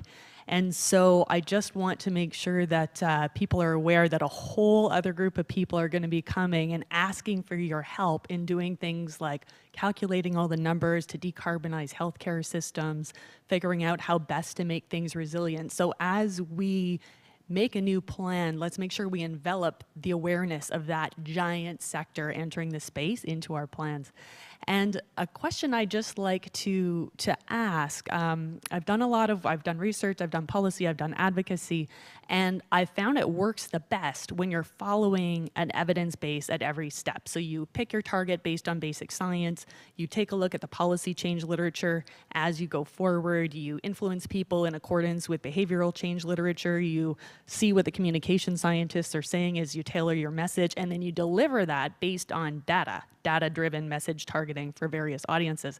And so I'm curious, as we envision evidence-aligned policy change, where we think we could house that in the midst of all of the different evidence bases that are really required to make evidence-aligned change. Reactions from the panel, a suggestion of how we actually bridge the gap between the knowledge from different disciplines and make sure that it gets fed into programs and policy. I've got Michael. Institute for Research on Environment's Wellbeing and Health. That's Trevor's response. Thank you, Trevor. I see Michael wanting to add something. Yeah, I think the answer we heard yesterday loud and clear is community-based research, participatory research. We actually need to figure out what individuals and communities want, and I actually don't think we've done enough of that in this space. Okay, a call for community-based research that is informed by citizen and population perspectives. Thank you. Philippe, vous nommez s'il vous plaît? Yes, I'm Philip Awadala. I'm the National Scientific Director for CanPath, and I'm at the University of Toronto. So fantastic presentations this morning, and I really wanted to say I really appreciated Trevor's comment about embracing complexity across the myriad of potential environmental factors that need to be explored. And I think my question is for you, Samira. You can please have a go at it. But David touched on a couple of activities, the IHCC, for example, and the ICDA. Full disclosure, I'm on the steering committee of the IHCC, which is the International 100,000 Cohort Consortium. The thinking behind some of that development was that we needed large population cohort data. And we learned as geneticists that you needed sample sizes of at least 150,000, right? And same thing for even our own work is that for our environmental impact on health, we needed large sample sizes because the effect sizes are not huge. And gene by environment interaction effect sizes are also going to be small, so you need big data, right? From your perspective and thinking like a One Health type of perspective, has that kind of structure, has that come into the thinking in terms of how you bring zoonotics in and harmonizing data from different resources at both a global and a local scale? Like what do we need to make use of, to potentially capture these interactions happening at that kind of scale from the ecosystem to the individual's health? Merci, Philippe. I think this might go back to the comment I made earlier about human exceptionalism, because we really don't have the equivalent in animal populations, right? And let alone in ecosystems. So in terms of big data sets, probably outside of humans, the species that are most well described and studied are probably agricultural commodities, I'll call it what they, and that's why, because of their economic importance, and even less so our wildlife. And of course, so we don't really have big data sets for wildlife, and we really know even less about their ecology and their, like down to the molecular level. I talked about immunity before. We know very little about wildlife immunity and drivers, suppressors, enhancers, et cetera. So there's a heap of work to be done. There is the pan-Canadian approach to wildlife health that has been, and actually Jane could speak to this much better than I can, but It has been signed, but it has not been implemented. So again, another opportunity for policy here. You know, the policy has been developed, but it hasn't really been implemented. And I think we need, like, I think we won't be able to thoroughly and comprehensively and effectively apply systems thinking if we're still focused on just human health and we're not including other species and ecosystems and how they relate to each other. Of course, we can't study all pathogens in all species at all times. There needs to be a strategy. And I think we can learn some lessons from large human cohort studies because the same applies, right? But, you know, I think conversations around that would be incredibly helpful. And again, this is where citizen science and, you know, local communities could help guide those strategies, because if we do it from a top-down perspective, it will be a skewed perspective. Thank you. Thank you. Any other reactions from the panel? We have another question from the audience. Margot, please identify yourself fully. Sure. Good morning, everybody. Thanks so much to the panelists. My name is Margot Parks. I'm a professor in the School of Health Sciences at the University of Northern British Columbia, with a particular interest in the elements of these issues that impact rural, remote and northern populations, which is something that I just wanted to bring to the fore about a layer of gap. But my question, I think it's obvious from our conversations this morning that we're not looking for one solution from this discussion. There has to be a suite of responses to this enormous gap. And the reality is that there is nowhere in our systems in Canada. It's not unique to Canada. I'm familiar from Aotearoa, New Zealand, where I'm from. Australia has a very similar dilemma around the failure of funding systems to address complex interrelated issues. This is not unique to Canada. We all know that. But there is nowhere for this complexity to land in the current funding environment. Some people would say it can land in the New Frontiers Research Fund, which I think many of us would know that's just it's not really a sufficient response in the sense that it's just individual projects. There's not an overall strategic kind of vision for this. And so the other thing that I really see is that we're dealing with, most of us, because there's nowhere for this to land in an integrative way, most of us are feeling like a marginalized edge in our respective areas of research. And what we see in this room is, you know, what we have in common is this sort of idea that there is a central connected core here that doesn't often gather. You know, most of us are feeling like we're at the margins of what we're doing, whether it's genetic research or integrative community-based research or bridging across species or urban research, you know, that there's this edge which is this connecting place. The other thing I wanted to ask is that we are talking about there's that difference between doing the same things better, which I really want us to see us do, which is, I think, that idea of we need to, Brian, you offered us, you know, we could find a cross-link or we could find a cross-cutting theme, but we need to deepen our research capacity to do the same things better. But what Nicole has challenged us with, and others, is we also need to do better things. There is absolute constraints to the approaches that we've been using. And so with those things in mind, that we're imagining a place to land that is that we can bring this complexity together. My question's actually mostly for David. And David, you happen to be sitting here in an institute that has some of this complexity in its title. And my question to you is, this is a particularly pointed question, you might not be able to answer it, but what are you missing out on because Canada is failing on this? And that you don't have a comparator in Canada to be in good conversation about both doing the same things better and doing better things. And we all know that Canada should do better, and we also know that there is an embarrassment about the fact that we're not doing better. One of the reasons I am not in New Zealand and am in Canada is because of the potential I saw in Canada to do this work. For the last 15 years, we are not getting there.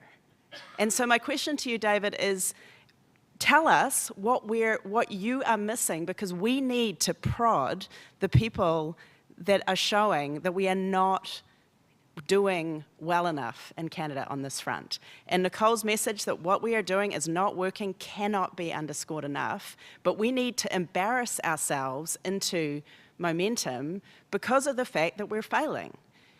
So your thoughts, David, on that particular dilemma? Thank you. Yeah, so it's a difficult question. I appreciate the ask and the concern. I think you have the capabilities, and there are existing international partnerships. We are working with your investigators are working with our investigators. So those partnerships do exist. Where there's a shortfall or an opportunity for growth, I think is probably a better way of saying it, is, and this is a conversation that we're having with the European Commission as well. There's no single entity to go to coordinate activities. And as we're trying to build this, one of the things that we are trying to stand up is an international community of practice around the exposure. And even in Europe, less so in Europe, in the United States to a large degree, and I think in Canada to an even larger degree, there are pockets where there is activity and expertise, but it's not coordinated. And there's no entity that can serve as the umbrella to say, if we're going to have a conversation around harmonization of methodology, and laboratory A does an experiment on a set of samples and they will give you data which is a truth. Laboratory B could take the same samples and give you different data which is a different truth. It's still accurate data. Nobody's complaining about the quality of the data, but the data between those two laboratories is not comparable. And we need to be able to address that. And in order to do that, there has to be a single entity that is working with those two groups and able to take what they're finding and coordinate that with a similar program that European Commission is standing up for all of the European Union. We need a similar project in Canada. We need a similar project in Asia as well, that we can coordinate the activities that we are doing, much the way that the IHCC is doing, trying to standardize and coordinate the works that are going on around. Any further reactions or comments from the panel on this response? Do I have any questions from the audience? I see somebody standing. Not sure. Are there questions online from participants online? I see a question there. We'll go to my left side. Please name yourself and identify your organizational affiliation, please.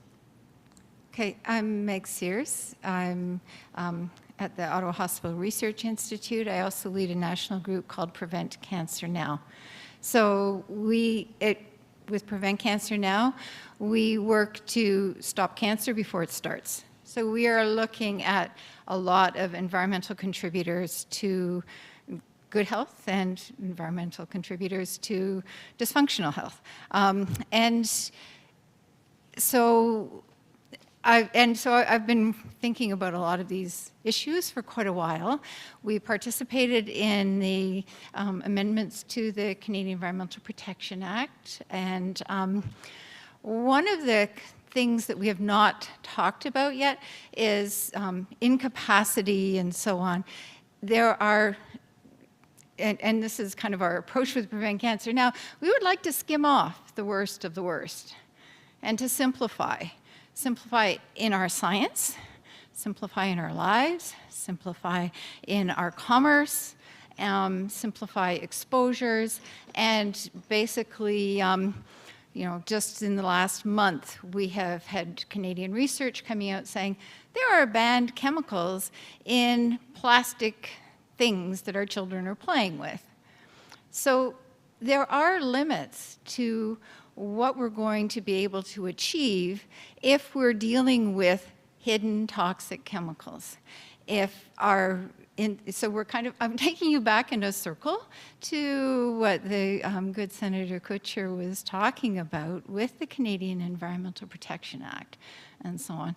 So there is a role, I think, in amongst people who really want to advance environmental health, both to improve the feasibility of actually achieving this type of research, and also advancing health without waiting for proof that something or other is harmful, because fundamentally that's unethical.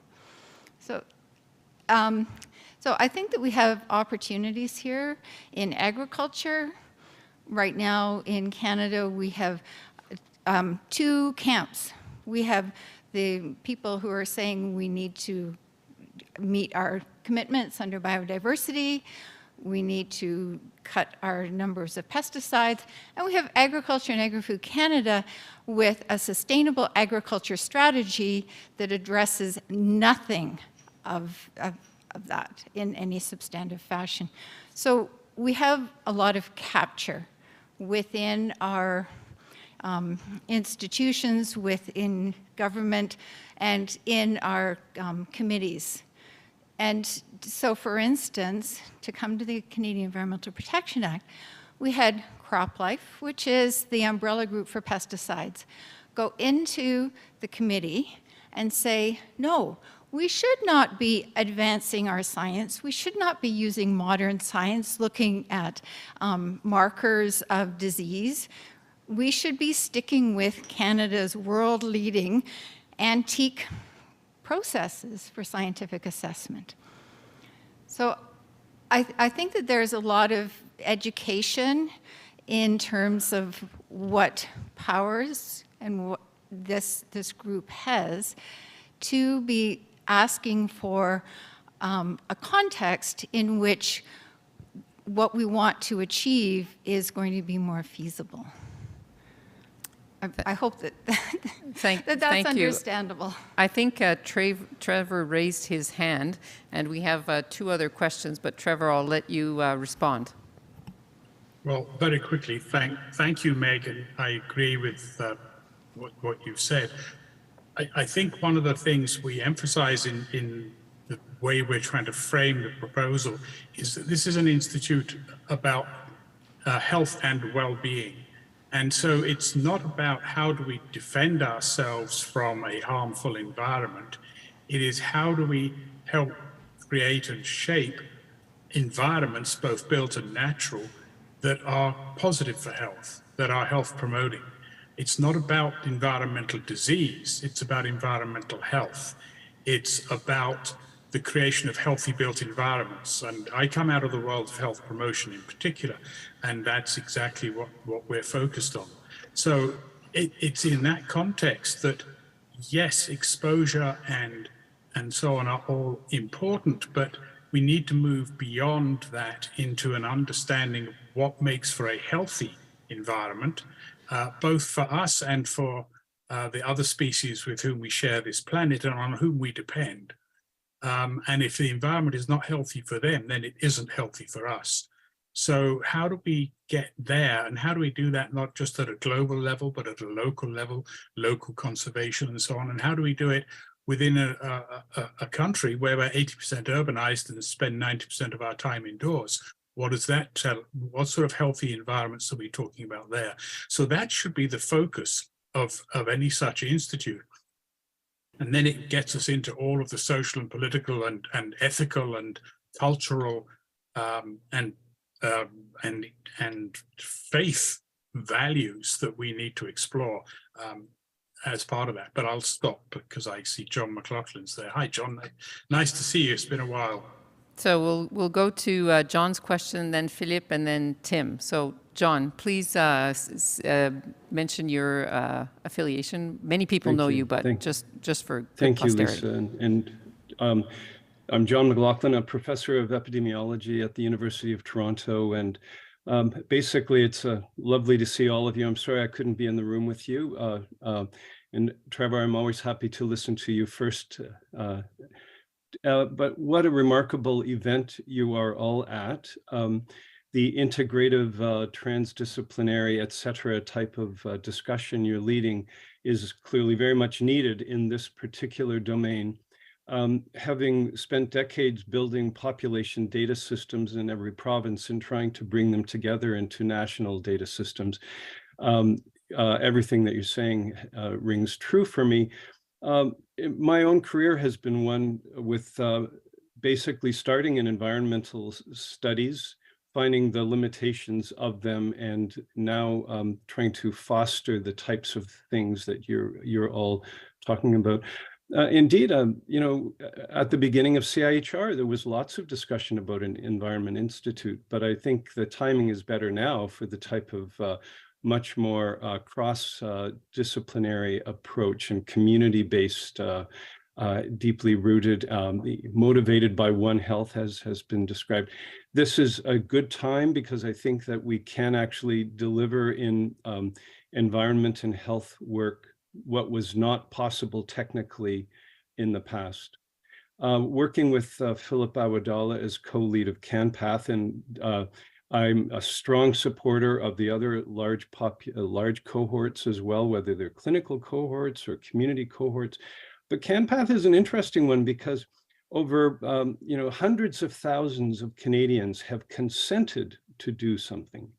So while I agree with Michael's comments about some of the strengths of Canada, the foundation that CANUE has actually delivered, Michael, I might argue with you a bit if I was in the room about Canada's success with linked data. Well, actually, it's a small step forward. It's actually not to where we can go, but with there are many barriers to bringing data together across provincial borders, and that's what we're trying to do with CanPath. We're working with the data custodians in each province.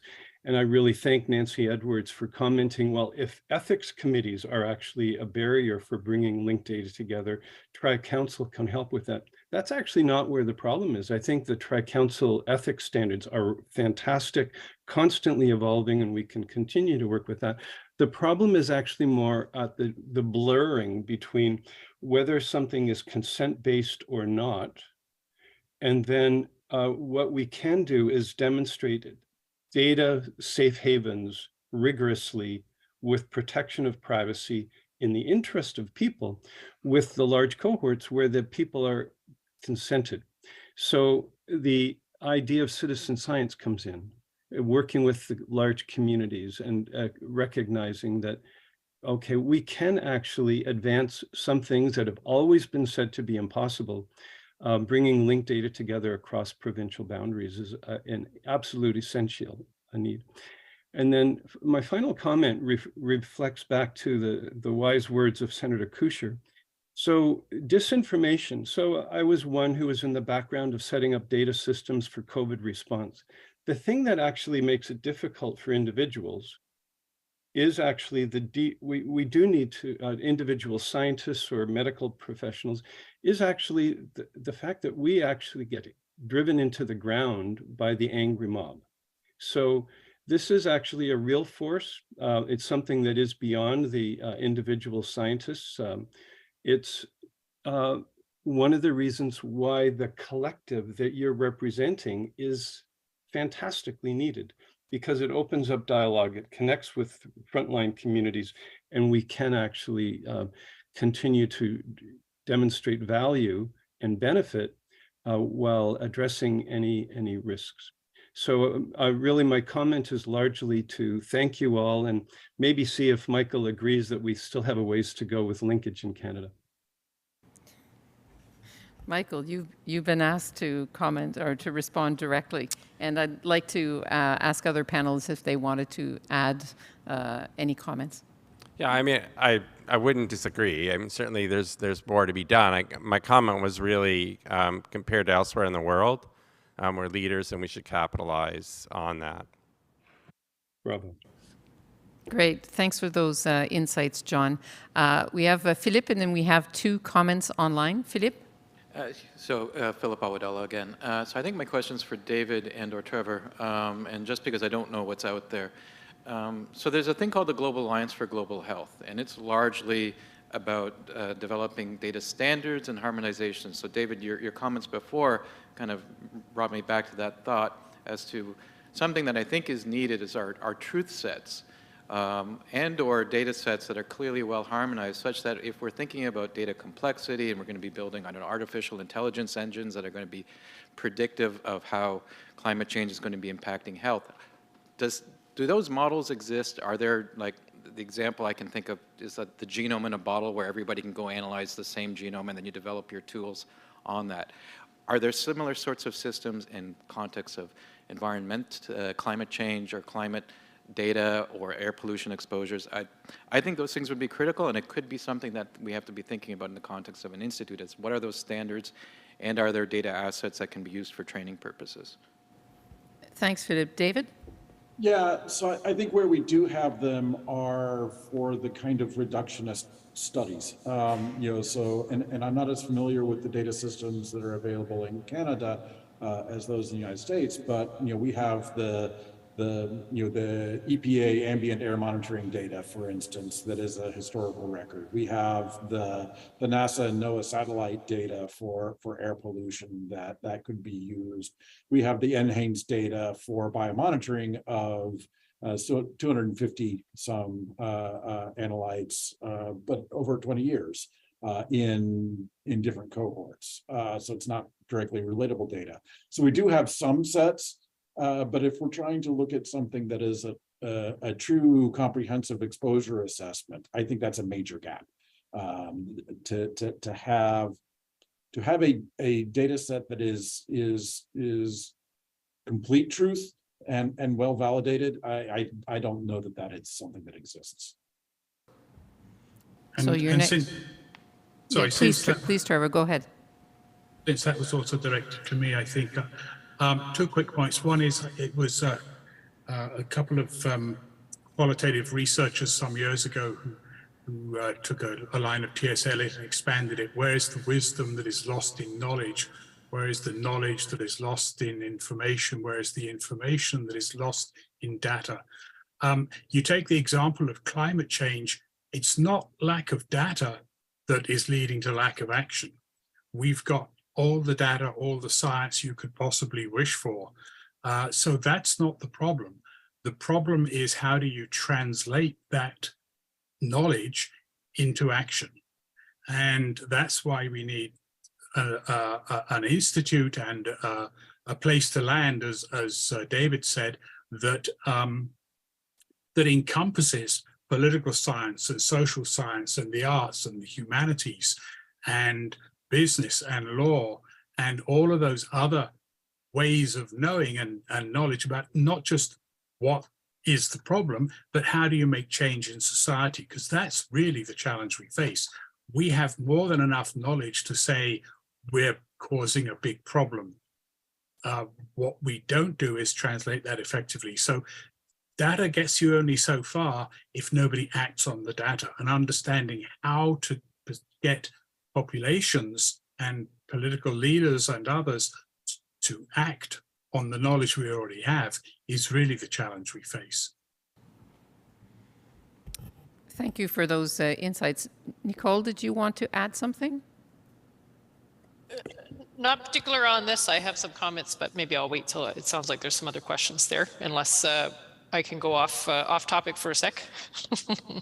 Please go off topic, and then we go to the two questions. We still have about 20 minutes ahead of us. Go ahead. Sounds good. I should say on topic, but a different stream, different stream of the river. So one of the things I wanted to just comment on in regards to the structure, because there was some discussion before about sort of this or sort of this thread approach through existing institutes comparatively to a standalone. And in the Indigenous health was used as an example, and Indigenous health, of course, has a stream throughout all of the subsections, but we do also have an institute for Indigenous health as a part of CIHR. So it's not exclusive to just because there's an institute, there's not a thread that still flows throughout all the other components as well too. We recognize the importance of ensuring representation across the tri-agencies, but at the same time recognizing the importance of having a concentrated effort within an institute to be able to move forward the initiative. So I think there's some similar overlap perhaps here in regards to that, you know, it's not a one or the other in the context of Indigenous health, it's both thread across, but also in an institute as well. And that obviously, you know, there's pros and cons, and there's always debates about whether or not we need to pull out, you know, and make a super institute, so to speak, in Indigenous people's research generally, or whether or not it's appropriate in the structures, and those things are to be determined. The other thing I wanted to just highlight very quickly was Courtney Howard's words before on the Planetary Health Declaration. And I think it's underestimated the impact of having not only the deans of all the the majority of medical schools in Canada, as well as medical leaders, specifically sign on to a Planetary Health Declaration. It wasn't just that they were sitting in the room and listening and absorbing and saying, oh, this is great. They actually signed on to the declaration with movement and components of research around planetary health in there. So, you know, having that movement in the Canadian labs landscape, I think is substantial. And Michael Strong actually did a 5-minute sort of presentation on one of the sessions talking exactly about this issue on the need for planetary health research. And what he noted was important, and I think it's good to highlight, is the advocacy needed at the ministers level as well as the governing council, but particularly around ensuring that these types of topics can get on mandate letters for ministers, and the importance of that in the political agenda for moving some of these forward, given the complexities. I think somebody noted about CIHR not changing in 23 years, but also in regards to the importance of terminology and considering what is the most appropriate terminology to use within these contexts. We've heard a lot of terms out there with very much synergistic components, but really thinking through what that means in the context of application. And then the last thing he was basically stating, which I think is fair, is that from within the CIHR, there's not a very easy ability to be advocacy, but that's what we can do. There's a lot of advocacy movement in this area that can't be done within the federal government structures, and being able to leverage that with the positive movement that seems to be happening in conversations internally, I think would help the game go forward. So just wanted to make those few last points. Merci. Thank you, that's great. We'll go to a question that we have online, and I see Tim. Tim, can you can turn on your microphone, and you can ask your question and perhaps identify your organizational affiliation, please. Hi, I'm Tim Takaro. I'm a physician scientist, internist, and specialty trained in occupational environmental medicine. And I'm at Simon Fraser University, Faculty of Health Sciences. This has been a fantastic discussion. I really appreciate all the offerings here. My question, I'm not sure if Senator Kutchner is still in the room, but any of the panelists could address it. It relates to the way we are thinking about health and disease, and in particular, this disease model that we've been following for, well, depending on how you count, in some cases, hundreds of years. It's not really working for today's problems. For example, planetary change, racism, inequality, massive famines, and climate disasters. And my question is related to how we approach this, how we think about it. And one of my colleagues in the One Health world thinks about it in terms of harm reduction. That's Craig Stevens. And harm reduction puts you upstream. It prevents disease. And surely this is more economical. Certainly it's more humane than waiting the way we have for diseases to declare themselves, and then we can figure out how to treat them. surely it would be more efficient and again, more humane to prevent them and to go upstream with a harm reduction approach. And I'm curious about, well, again, the senator, if he's there still, or any of the panelists who know about harm reduction, some of the programs that we've been managing, for example, here in Vancouver. So just for information, the senator had to leave, and so he's no longer with us, but I'd like to open the question to panelists.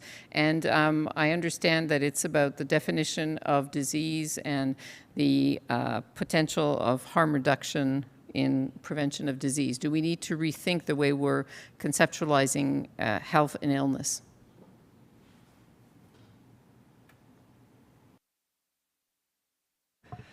Yeah, thank you. That's a very important point because we've sort of lived it with the pandemic where we've been very responsive, but less on the prevention side of things. Now, of course, once a pandemic has been declared, you have no choice but to respond. But I feel like now is the time to start thinking about how do we focus more on prevention. And I think we could go back to some of those concepts around understanding the drivers and understanding not just for emerging pathogens, but for anything that could cause potential downstream harm, right? So if we understand the drivers, if we understand what is needed to build resilience, and I'll come back to that broader concept of immunity, not just based on the cell or the host or population, but just a broader ecosystem immunity, and how protective that would be across a whole range of different diseases.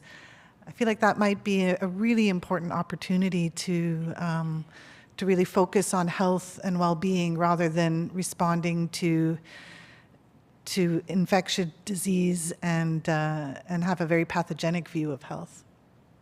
Thank you. I see that both David and Trevor have their hand raised. I do not know who raised their hand first. I think Trevor was first. Trevor, please. Thanks. Well, obviously I endorse what Tim has said. I work in public health. That's the business I'm in. I graduated in medicine, but I sometimes say I later graduated from medicine to health. But they're very different things. And so I think we're talking about how, as I said earlier, how do you create conditions for good health? And the challenge in what we're talking about here, to go back to a point I made earlier that Naomi Klein made, is that when you take this seriously, when you go upstream, then you have to question everything and you have to change everything. No, I wouldn't say starting with, but one of the more important things we have to change is the economic system, an economic system that discounts nature, that ignores nature, that excludes nature, and has done all along. And that's a good part of the reason why we're in the trouble we're in. So we need to be working on what sort of economic and other policies. If you look at the Ottawa Charter, the Geneva Charter for Wellbeing, which is the sort of latest iteration, if you like, of the Ottawa Charter from almost 40 years ago now. The Geneva Charter for Wellbeing talks about, the first three things it talks about are essentially making peace with nature is the first one. Creating an economy that is good for health is the second. And developing healthy public policy for the common good is the third. And those are three big areas of health and environment research that we need to be in.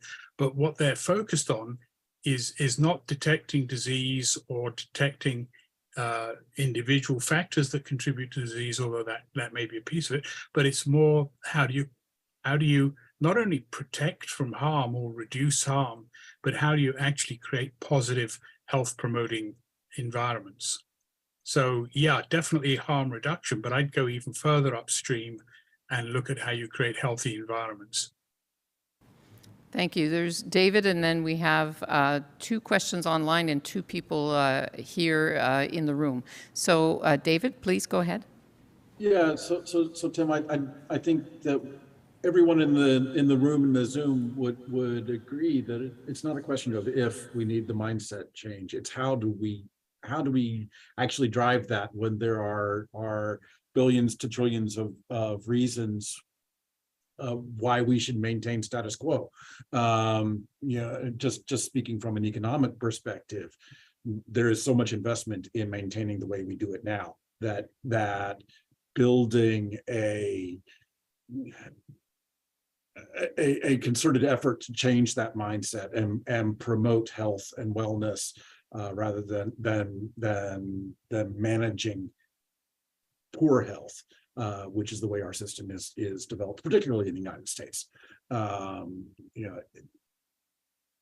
How to do that, I think, is the major challenge. I think that's the real motivation for the theme we've been pushing at NIEHS for the last few years of precision environmental health.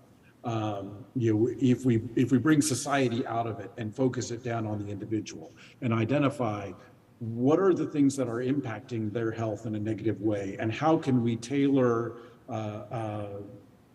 behavioral modification or local policy modification to be able to improve the health of that individual and by extent their community, we begin to take steps towards that prevention of ill health and promotion of positive health that we can then scale up to their community and then to larger society. I think maybe that's a way of making it a tractable problem that will have multiplying effect downstream. Thank you. We have about 8 minutes left to this session, and so what I'm going to do is I'm going to ask the people online as well as the people who are in the room to state their question, and then we can give the opportunity to each one of the panelists to make to formulate a response and make a closing comment. So please, online. I'm sorry, I can't see what name is written. Is it? Please name yourself. Blake Poland. Blake. Hi, Blake. Hi. Good to see you again and to be with you all, although I wish I was in the room. I'm at the Dallana School of Public Health at the University of Toronto, and I've been really enjoying this conversation. In some ways, it really feels like a bit of a family gathering in some ways.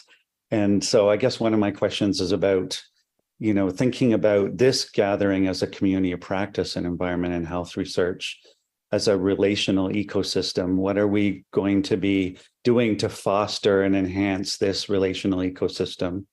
I think of Trevor's proposal for an institute as one way of doing that, but we might think of other ways of doing that. I guess the issue I'm struggling with more broadly here is I think we end up in much of this work falling into the dominant modus operandi for our fields, which is risk management. And we develop the research base and the evidence in a sequential fashion to try and build up the weight of evidence sufficiently to support action. And yet we know that the timescales on which action is required are much more urgent than that process would allow. And especially in the absence of a precautionary principle driving this work, the weight for that weight of evidence is one we can't really afford anymore. And I think more to the point, from my perspective, risk management is mostly about trying to solve the problems generated by the dominant system without actually addressing the underlying drivers. So to Tim's point and points that Nicole and Trevor and others have made, it seems part of what we're not talking about, and I see that I can't, I was going to share something as a share screen, but I'll skip it. It doesn't seem to allow me to do that. I guess what I'm struggling with is how do we make the bigger paradigm shift that Nicole has pointed to from the ego to the eco consciousness? How do we embrace a relational worldview so that we're living more in sacred reciprocity with all of life? What do we know about how to do this, and who's looking at this? Is this part of the portfolio of the work we're looking at? Because I see us talking more and more about the need to think about these issues, not just as technical problems, but in a way, I think of it as relationship problem. We've fallen out of right relationship with ourselves, with each other, and with the more than human world, with Mother Earth.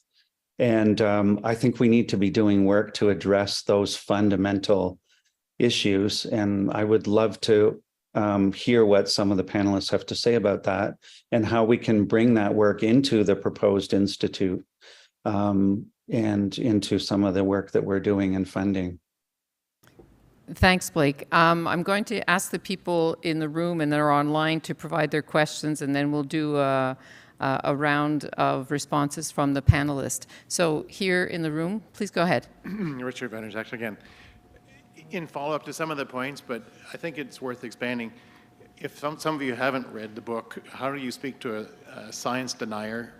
It's worth reading, because in there, some of the principles that are spoken of, you don't just come with facts and expect the person that is the science denier to change their opinion.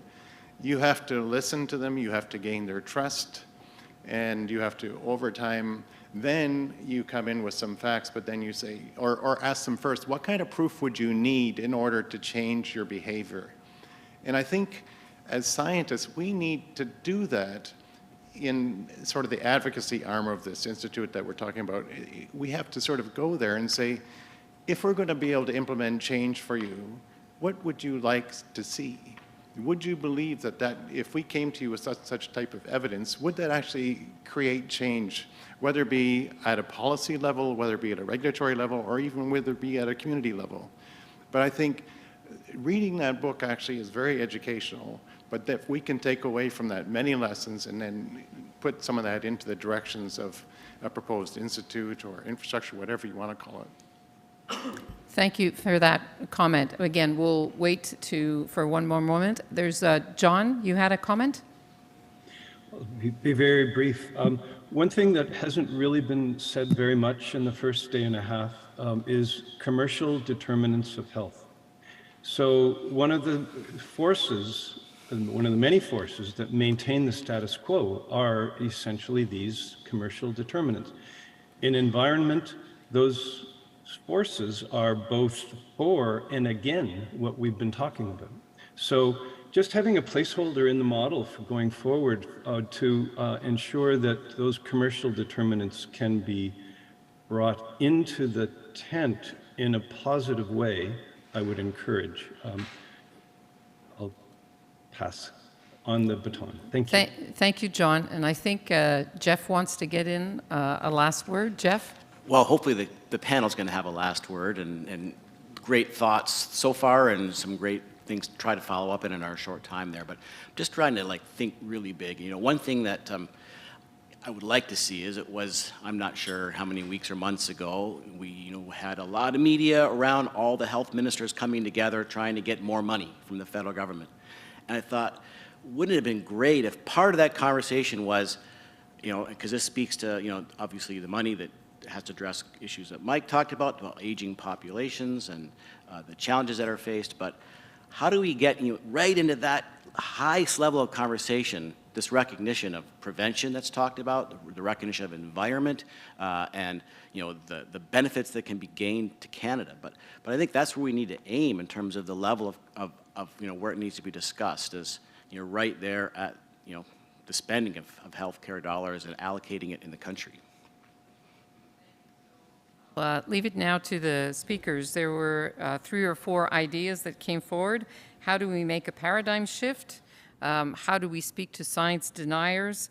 What do we do with the commercial determinants of health? And how do we mobilize action? So in any order, please try to respond and provide some closing comments.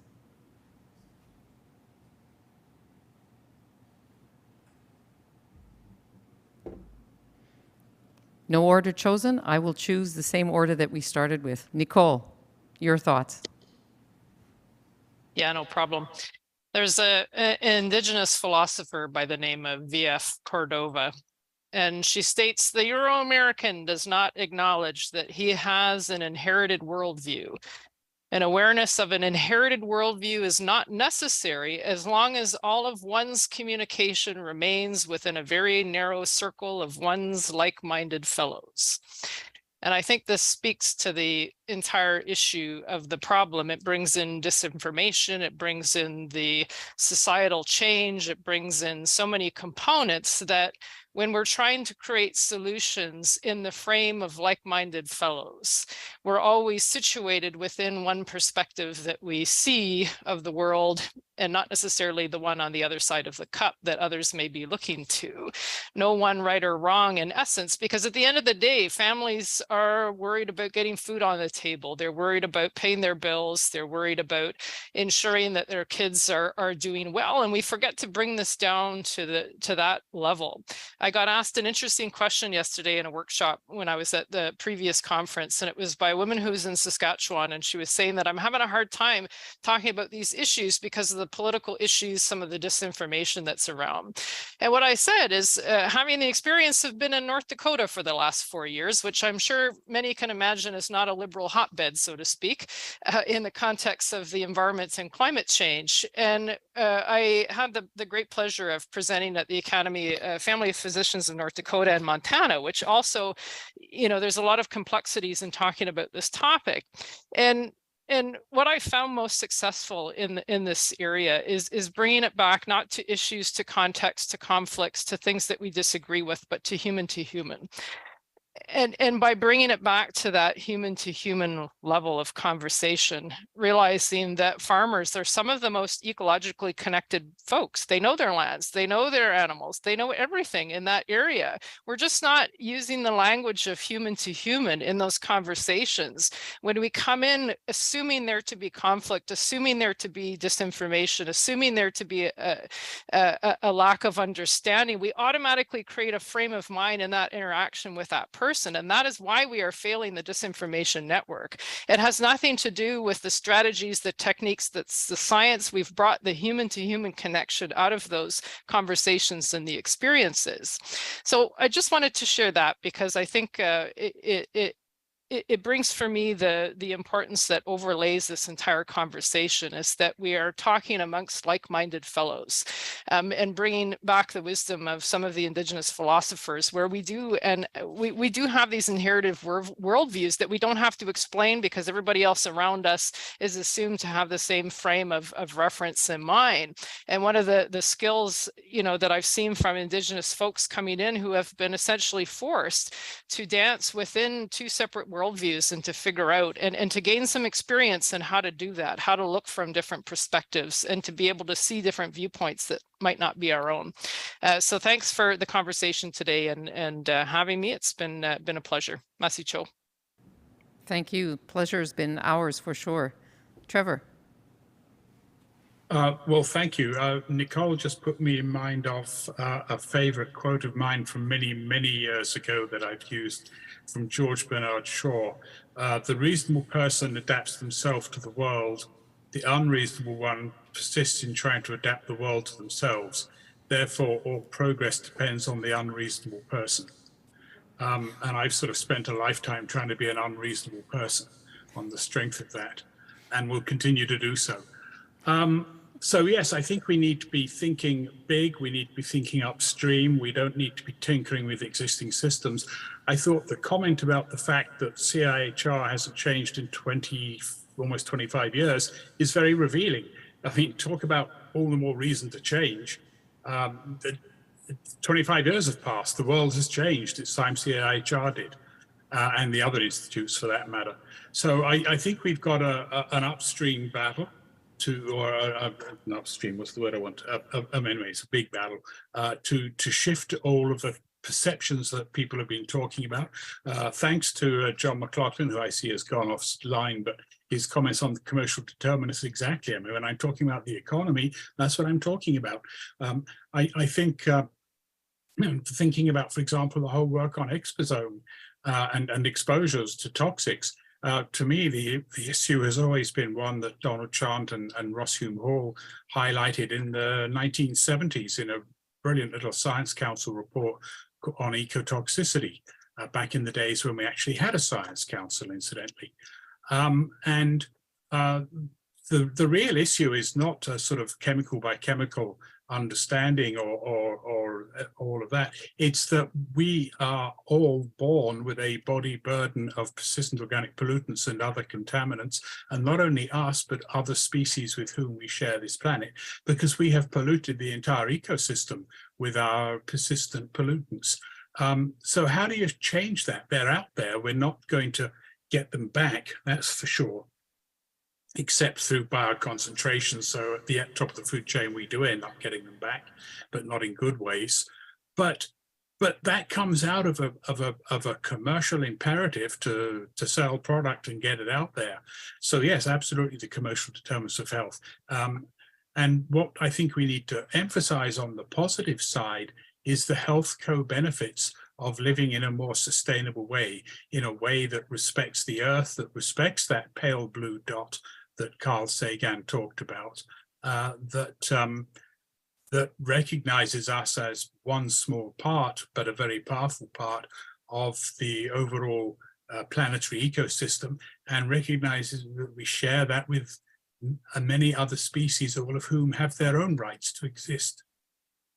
So it does come down to a set of values and principles, and Tim Beazold, a health futurist friend of mine, always likes to say that vision is values projected into the future. So let's be clear what our values are, and then we can figure out what our vision of a healthy future is, because that's what we need to be striving for. And research in health and environments needs to help us get there. Thanks, Trevor. That's great. Samira. Time, so I'll be brief. Premièrement, Lise, merci beaucoup. You've led a very enriching conversation. I actually feel the better for it. So thank you very, very much. And to everybody in the room and online and all the participants. And I know he's not here anymore, but to the Senator for leading these important efforts, especially around Bill S5.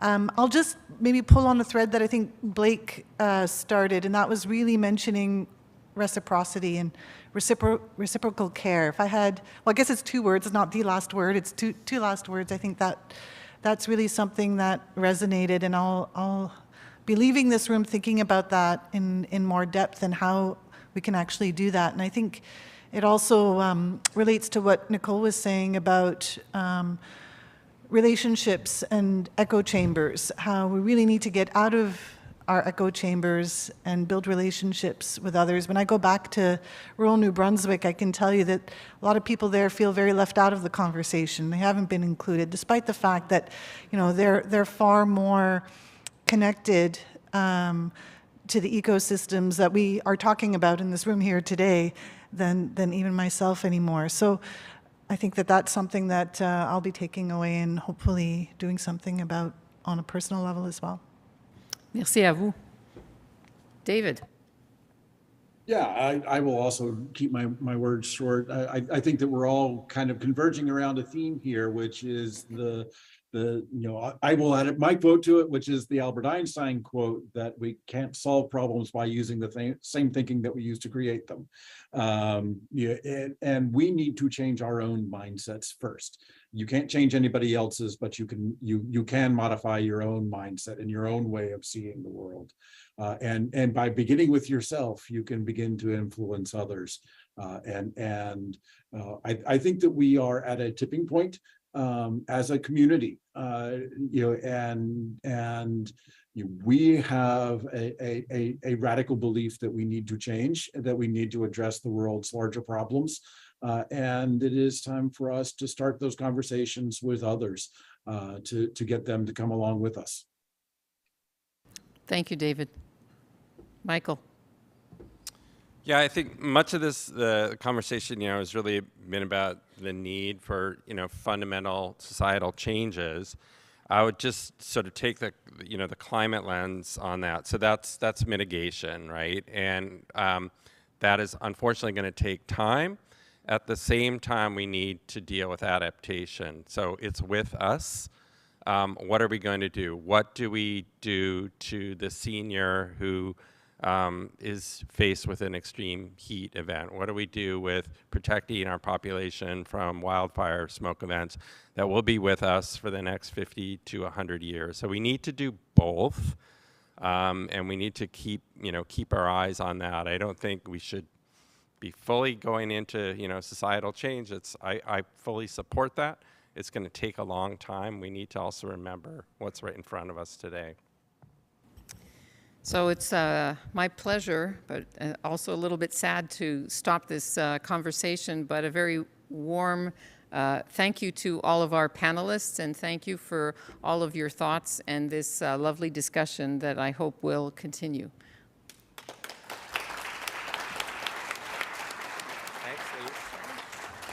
Thanks, Lise and the panelists. So next we have a break. So about almost 15 minutes, so we'll come back at 11:25 for the next panel.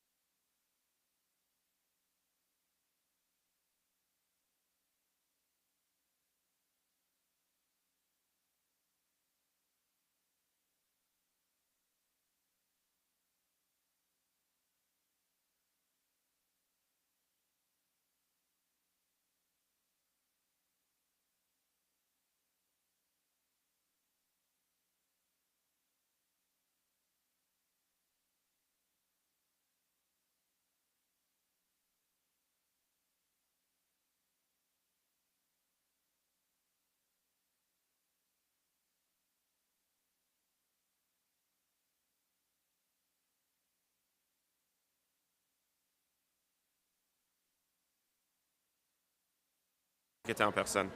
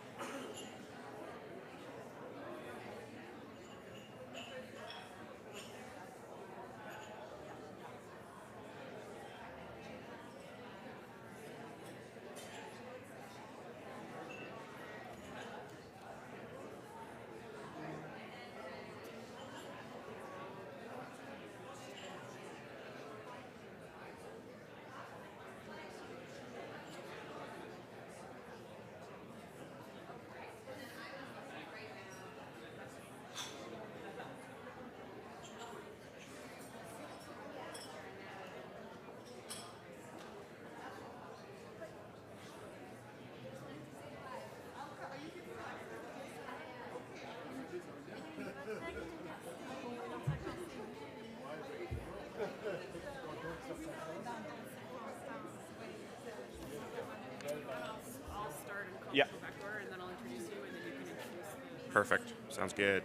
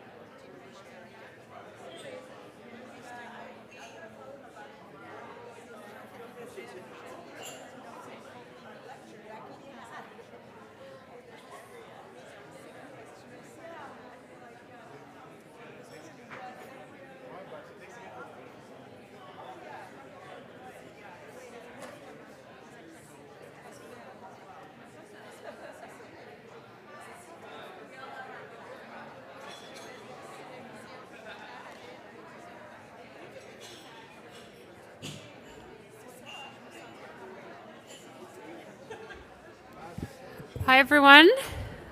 Let's grab your seats, please.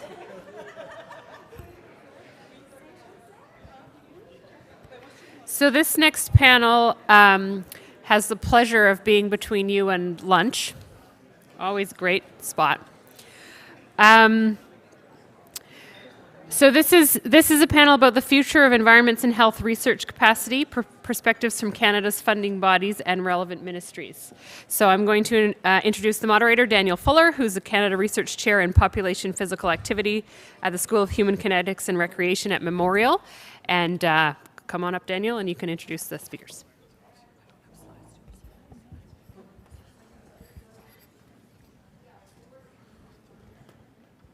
Hello, everyone. Bonjour. I should qualify that I was a Canada Research Chair, and now I'm just a regular old professor at the University of Saskatchewan. So that's all good. I'm happy to have our panel today. I think lots of the discussions that we started having this morning were sort of bleeding into what we can do. So now we have lots of the people that can maybe answer some of the questions. Chatting with Marissa before, she said I was maybe going to go up and answer questions, but I waited for this panel, so that's good. Another thing, I grew up in Saskatchewan, I'm franc-saskois, so si vous avez des questions et vous préférez les poser en français, vous êtes bienvenus de poser des questions en français ou en anglais. Sylvie aussi va répondre aux questions en français ou en anglais, donc si vous êtes à l'aise, soyez les bienvenus de poser des questions en français. I also wanted to say we're having this discussion, we're trying to build towards this new something new and something bigger in environments and health, whatever that looks like. And one of the things that I think we should try to center ourselves on, and my dear PhD colleague Marianne Beaulieu said this. Her quote is, "On se dit les vraies choses," and I take that to sort of mean trying to be honest and trying to have a frank discussion as much as we can about sort of what this might look like and how we might build the future of environments and health research in Canada. So I'm happy to introduce our panelists for today. Tim Singer is, I'm going to introduce you all and then I'll let you do your speeches if that's okay, or do your 5 minutes. Tim Singer is the Director General of Environment and Radiation Health Sciences at Health Canada. Sylvie Lamoureuse, Vice President Research of Social Science and Humanities Research Council and a professor at the University of Ottawa. Brian Rowe is the Scientific Director of CIHR Institute of Circulatory and Respiratory Health and a professor at the University of Alberta. And Mercer Creator is the Executive Director for the Center for Research on Pandemic Preparedness and Health Emergencies at CIHR. So each of the panelists is going to have about 5 minutes to talk about the prompts. So we had a few prompts that we asked people to respond to, and then we'll open up this discussion. I'm going to have some challenges and some things as we go to try to get us a bit energized. So our first panelist is Tim. So Tim, take it away and give us your thoughts in the next 5 minutes or so. Sure, thanks so much. I won't be totally compliant. I'm only going to partially try to answer these questions. So just in starting, I'll note that, as many of you know, Health Canada's primary role is as a regulatory organization within the Government of Canada. It's not primarily a research funder. We have certainly funding research, but our primary role is to do that to generate evidence that supports us making sound regulatory and policy decisions. That said, though, we do have a fairly active intramural research program that focuses on delivering the evidence that we need internal to government to support the government making appropriate decisions. We actually have published more than 420 papers amongst our scientific cohort over the last 5 years, so we're not an insignificant contributor to the overall environmental health research ecosystem in Canada. And the work that we're doing reflects an evolution of the perspectives of society, which includes an increasing awareness of the importance of our environments on health and the changing expectations of people in Canada, including a desire to be empowered with information, to be able to take personal action to protect themselves from various factors in the environment, whether it be chemical toxins or other factors that they consider to be dangerous or toxic. So we've heard a lot about key issues over the last day and a half or so, and actually I would not add significantly to the list. I mean, obviously climate change has come up countless times as being one of the key drivers, in fact, probably the most important key driver. And our knowledge needs aren't just simply determining what the impact of climate change is on health. Actually, and probably more importantly, it's determining what interventions could best mitigate these impacts. We also have recognized over a number of years, sadly, in many cases through inaction, that health impacts aren't experienced equitably across our population. And there are, in fact, many, many disproportionately impacted populations. And so we need to be able to think more clearly about how to best characterize and address the inequities. And the government, as a result of a number of bills that are proceeding through Parliament, we heard about Bill S5 earlier today, but also Bill C226, that there will be some expanded responsibilities of the part of the federal government in this area. And then I think, in a way, we've addressed, like good scientists in some respects, we've addressed a number of factors in a very reductionist way. And that's evolving over time, and to be able to address more complexity in our environment, and including real world exposures. We know that the world we live in is not the world sometimes that we study in laboratories. It's complex, it's not experienced in isolation.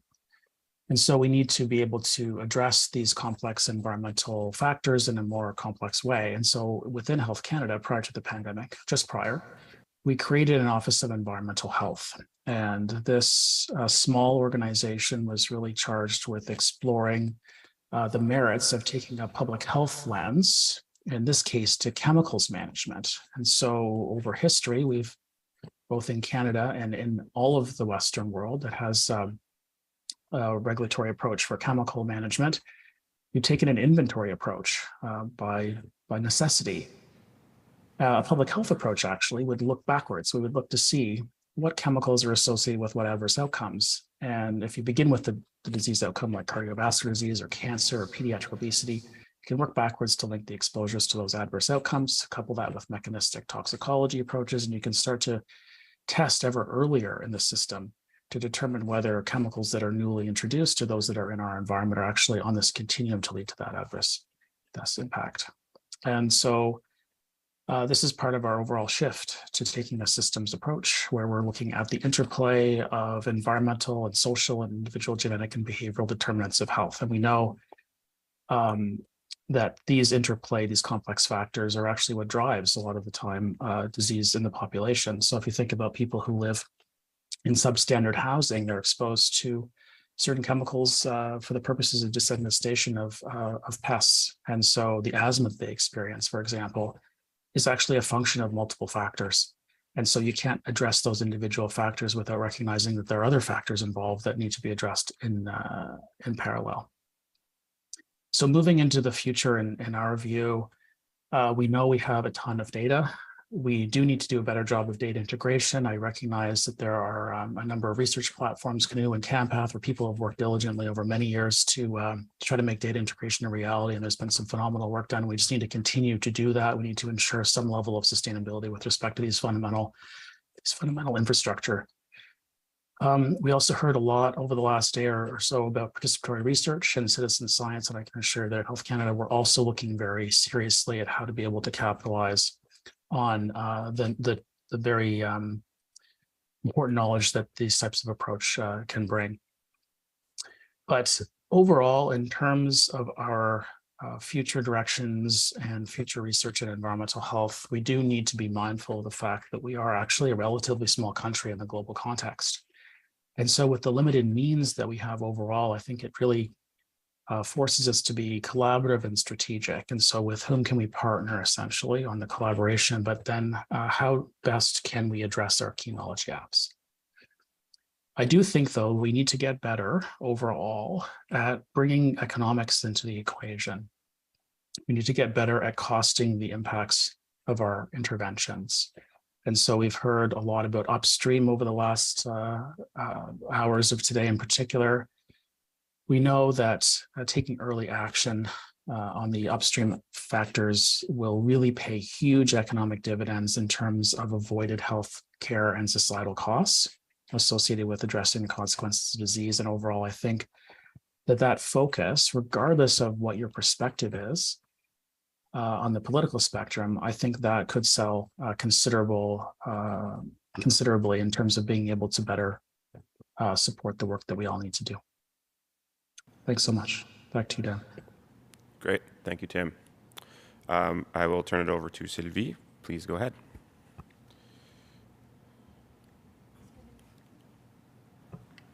Okay, I guess red means on rather than off. Merci beaucoup, Danielle. I'd like to thank Jeff for inviting me to be part of this panel today, and it's a pleasure to be speaking with Tim, Marissa, and Brian. Le CRSH, comme vous le savez, appuie une communauté de recherche en sciences humaines dynamique à travers le pays, qui comprend plus de 24 000 membres du corps professoral d'établissements postsecondaires, 68 000 étudiantes et étudiants de maîtrise à la maîtrise et 19 000 étudiantes et étudiantes au doctorat, sans oublier tous les stagiaires postdoctoraux. Il administre également une série de grands programmes institutionnels auxquels vous avez fait illusion ce matin, dont le NFREF, qui, pour le compte des 3 organismes subventionnaires, que ce soit NFREF, le programme des chaires, ou même le lead sur le programme TAIPR, T-A-I-P-R, auquel vous avez fait référence ce matin aussi. On reconnaît de plus en plus, nous et les autres agences subventionnaires, que la recherche interdisciplinaire, qu'elle soit à l'échelle locale, nationale ou internationale, est la clé qui permet de comprendre les défis mondiaux et de mettre au point des solutions novatrices pour y répondre. As people are at the heart of both the challenges which confront us and their solutions that we've been discussing this morning, but more broadly, the social sciences and humanities have a key role to play in the research ecosystem, in funding research more widely as well. These disciplines tackle crucial questions, generating essential knowledge on human experience and societies, thus contributing insights on how collectively we can adapt and react to a world that is in increasingly rapid evolution. SSHRC is extremely proud of the work it does to help address global challenges, whether at the local or global scale, creating opportunities for the social sciences and humanities researchers and students.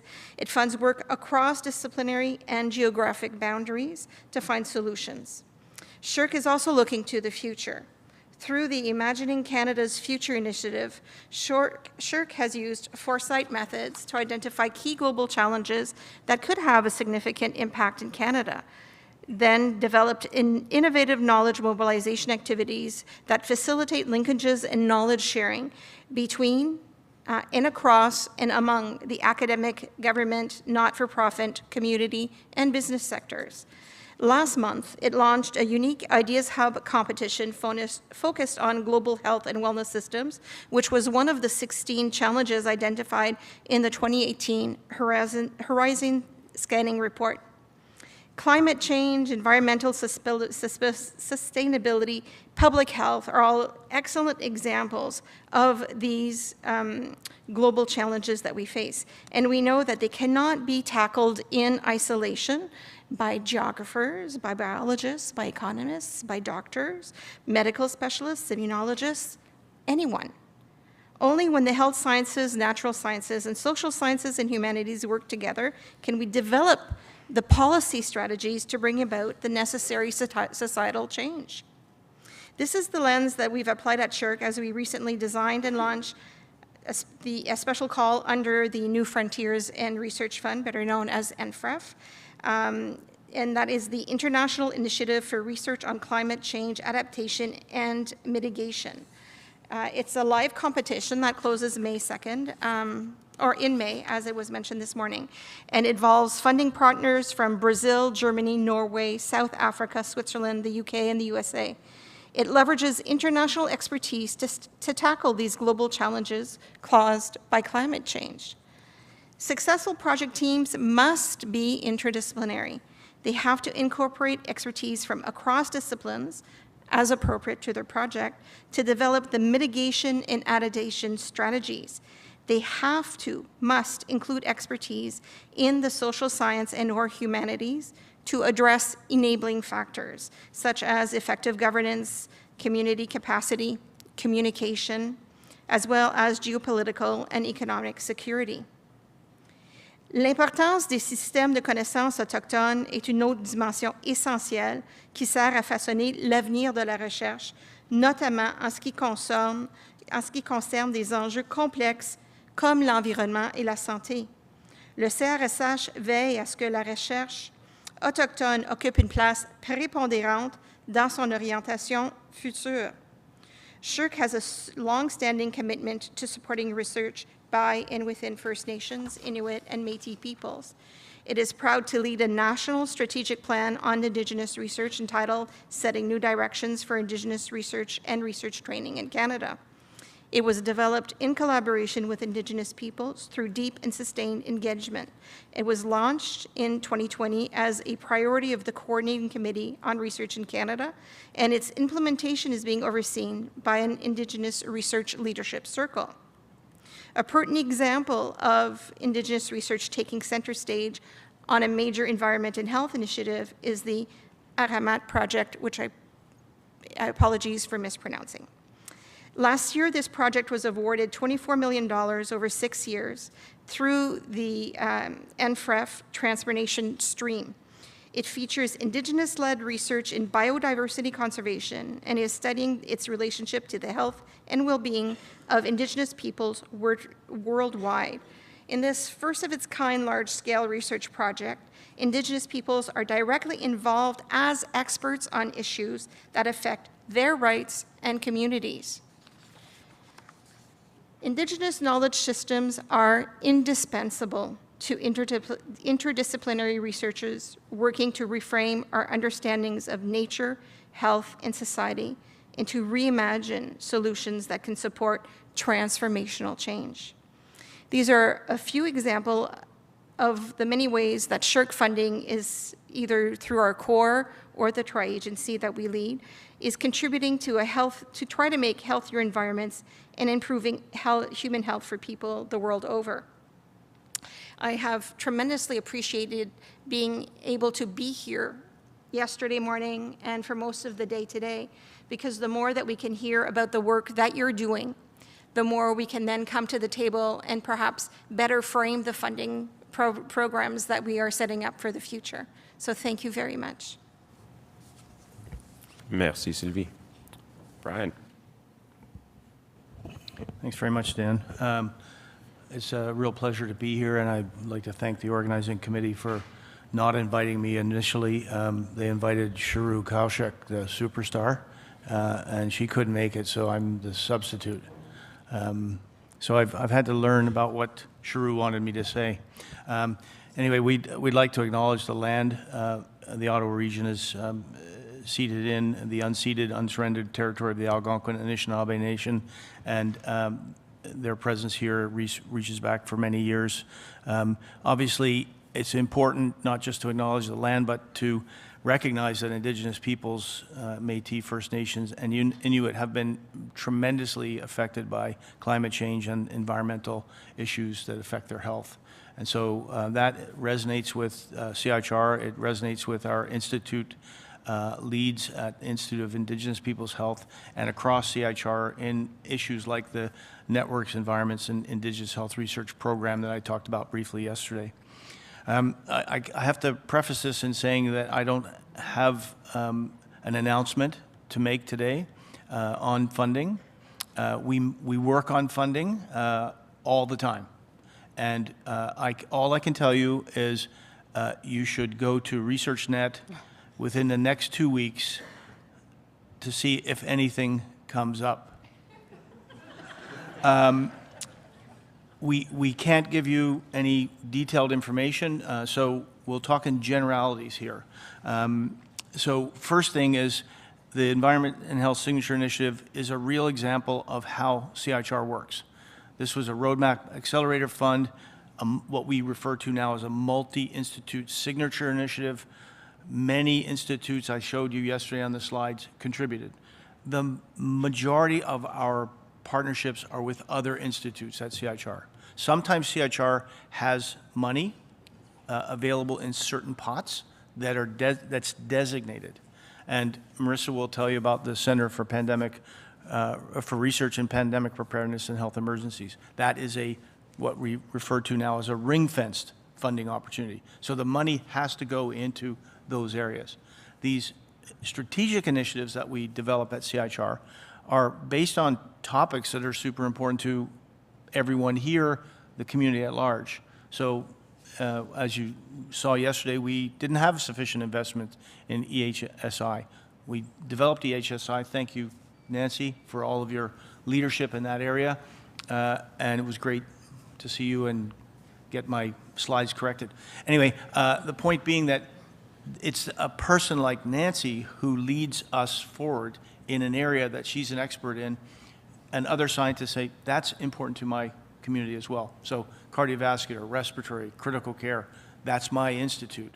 If I don't do things for that group of scientists, then I'm going to get, my institute and my organization is going to be negatively impacted by social media, by complaints, by letters, all those kinds of things. So we have to think about our mandates. But in environments and health, our mandates are right there: cardiovascular, respiratory, critical care. So all that to say, EHSI is a great example of how the institutes work together. Another example is the Fort McMurray wildfire. I don't know, is anybody here involved in that research? No? Yeah, Jeff. So as you may recall, in May of 2016, the Fort McMurray wildfire came through the forest and into the city, largest evacuation of an urban center in Canada's history. And we put together. Ryan Perry, put your hand up, Ryan. Ryan was the institute lead for this, and Steve Robbins' group at the Institute of Cancer Research also contributed. We brought in partners. So we've talked a lot about partners. The Red Cross, the first time the Red Cross has ever collaborated with CIHR in its history. Think about that. We had Alberta Health and Wellness, or I'm sorry, Alberta Health Services, Alberta Innovates Health Solutions, Red Cross, CIHR, and we put together a $3.5 million investment for 7 funding opportunities over a 2-year period. The launch of that was within 6 months of the fire. Now, you'd think that's too long, right? The fire was in May. We launched the initiative, well, we funded the initiatives in November. But that's how things work. That was, at the time, Ryan, the fastest funding opportunity that had ever been launched at CIHR. So, again, it takes a little bit of time. This information that you give us is going to be very helpful for us moving forward. But that's an example of how the institutes can be nimble and CIHR can be nimble, but we often need longer-term funding. And so I'll conclude by saying that we learned a lot about how to fund nimbly through things like emerging health threats, the collaboration in EHSI. And, you know, you've asked repeatedly, how do we get involved? How do we make a difference? If I don't say something about the Institute Advisory Board, Jen Gunning is going to give me a hard time, so I'm going to say that now. One way to get involved is to participate on panels. Another way to get involved is to be a member of the IABs. They have influence on what the institutes do. So put your hand up, volunteer if you can. I know you're all busy and you do a ton of work. We're asking you to work harder. Seems like I'm going to get hit with some vegetables pretty soon. But what I'm saying is that's an area where you can contribute. I would say this conversation about the cross-cutting versus the institute, in the meantime, you're going to have to get into the cross-cutting because developing an institute, I think, is going to take more long-term planning. And then the final thing is, Michael's comment about the health effects of the environment on your domain, right? Whatever you do, I've seen geneticists here, I've seen pop health folks here, there's clinicians, there's people working in acute care. Whatever you're doing, look at the environmental effects on your domain and publicize it, discuss it, socially expand the network. So I'm going to hand it over to the boss. Great. Thank you, Brian. Go ahead, Marisa. Thanks, Dan. So just checking that sound is working. It sounds like my voice is resounding. So thank you. Bonjour à toutes et à tous. Merci à Jeff et son équipe pour l'invitation et l'occasion de présenter aujourd'hui. I apologize up front, and I recognize that we also don't have pretty slides, this panel, so hopefully we're able to keep everyone sort of awake and listening. I am going to work a little bit from a script here, because if not, there's no way I'm going to keep within the 5 minutes that I've been allocated. So here no one's kept within the 5. Well, maybe I'll be the only one who keeps within the 5 minutes because of my script. I do want to first mention that I am actually based, I work, live, and I'm raising my family in Toronto, not in Ottawa, which is Treaty 13 territory, and is located on the traditional territory of many nations, including the Mississaugas of the Credit, the Anishinaabe, the Wendat, the Haudenosaunee, and the Chippewa. And I'm very grateful to have the opportunity to, as I said, raise my family there. As was noted in the introduction, I'm currently the executive director of the new Center for Research on Pandemic Preparedness and Health Emergencies, which is housed at CIHR. And we use that terminology very intentionally because the new center is supposed to play a cross-federal government resource role and be housed at CIHR. And I'm going to come back to that in a moment. But before taking on this new role, I was at IPPH, which is where I think I know many of the folks in this room from as the Associate Director. And it was actually my privilege stepping in with Stephen Hoffman after Nancy and Erica moved on to be able to basically be the custodian of the EHSI that had already been launched. And it was really a privilege to get to know many of the folks and the teams that were funded through that initiative.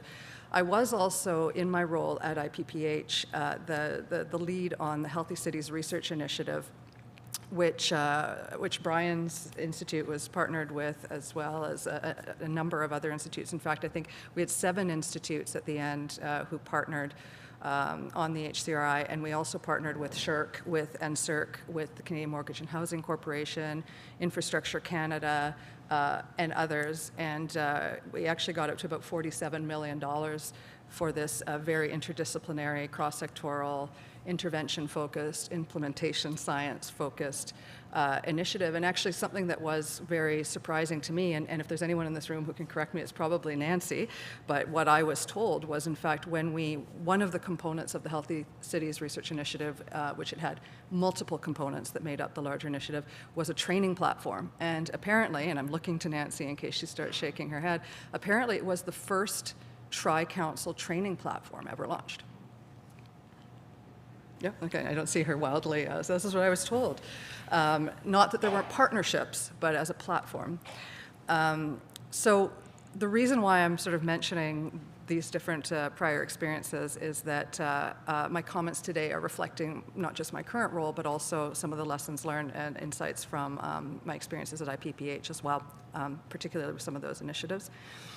So I do have, today, my comments, I'd like to start by taking the opportunity of by having the mic today to do a little very brief, 1-minute maybe, introduction to the center, but I think it's very relevant, which will become clear as I go into it.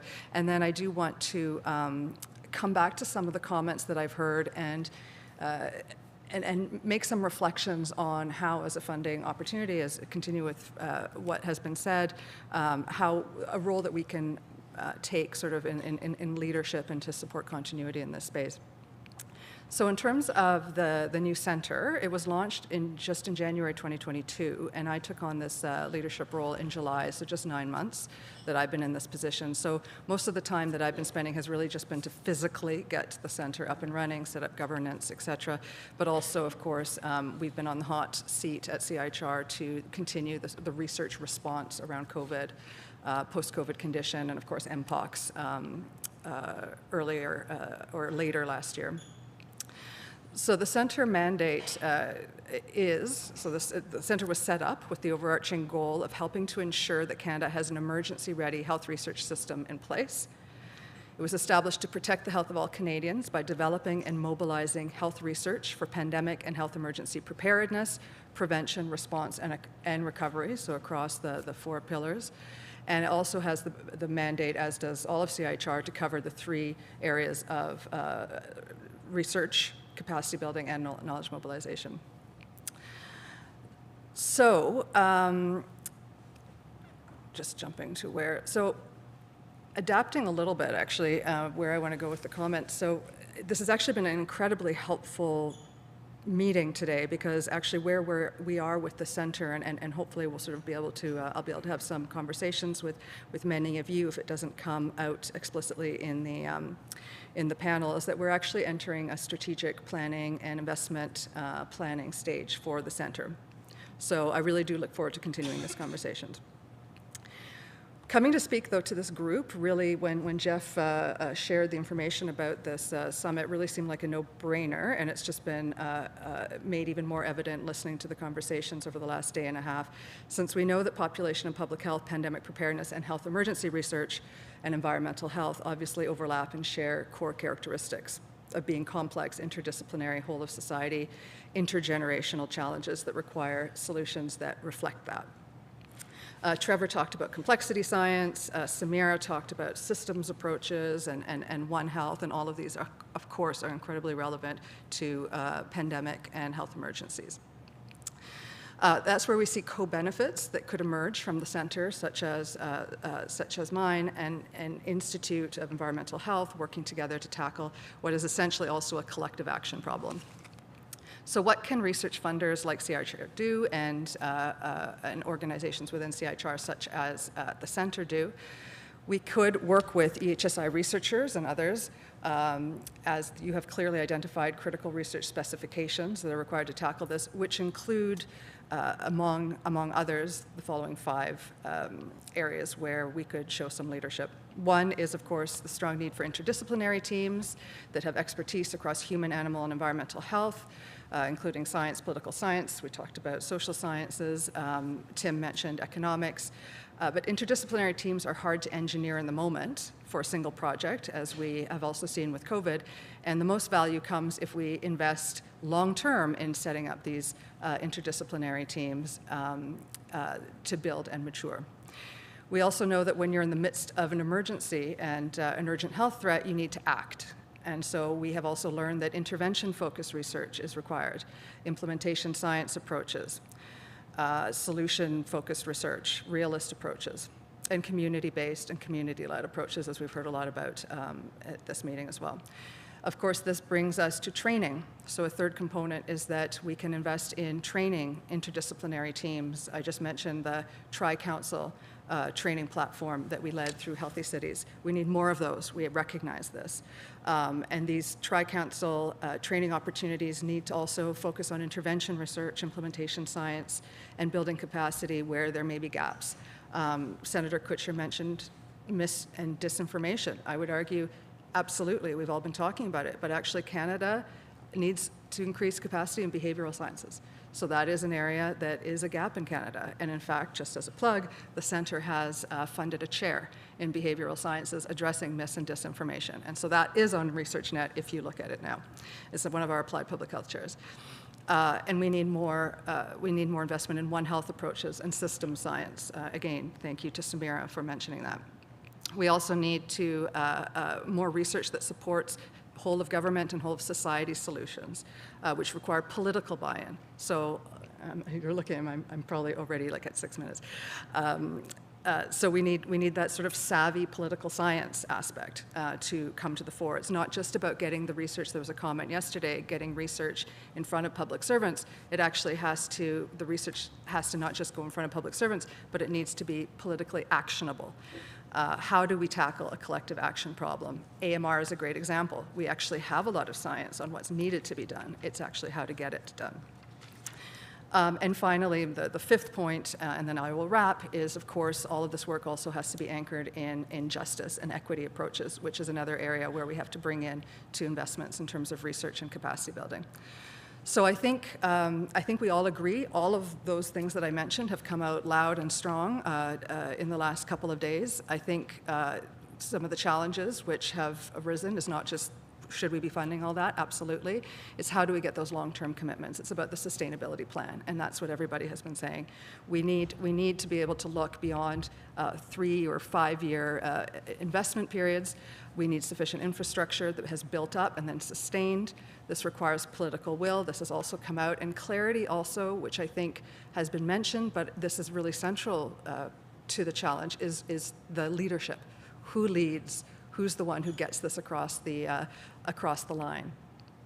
So I'm going to stop there because I'm over my 5 minutes, but I'm really looking forward to this conversation. So thank you again for the opportunity.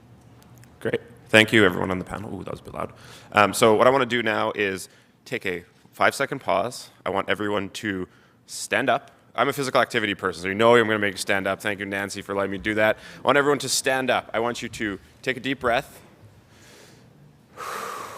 And I want you to sit down for 30 seconds and write down a question that you have for this group so that everyone has a question in their back pocket just in case we get a little lull or something happens. I've got some questions. They know the questions I might ask them, but I think you're going to ask better questions than I will. So everyone can sit down. I want you to take 20 seconds and write down a question that you have for the group. I'm going to start, and then we'll invite people to come up to the mic and have a bit of a discussion. So thank you all for your comments. I think one of the big questions that we've had over this time, and lots of all the teams have gone through this period, and many have been successful in getting other grants and doing other things. But from your perspective, sort of how can funding or partnerships from your organization specifically support methods and data continuity for EHSI? I know that that's been something that Jeff has worked really, really hard at, and lots of the different teams are sort of now sitting with all these data and going, well, what do we do with them? How do we continue to make them be useful and those kinds of things? So maybe I'll start with that as a question. How can your organizations or partnerships or other things support methods and data continuity? Brian, you look ready. Yeah, maybe I'll start. Crowdsourcing. And I'm willing, Jeff, I'm willing to start. This is my contribution.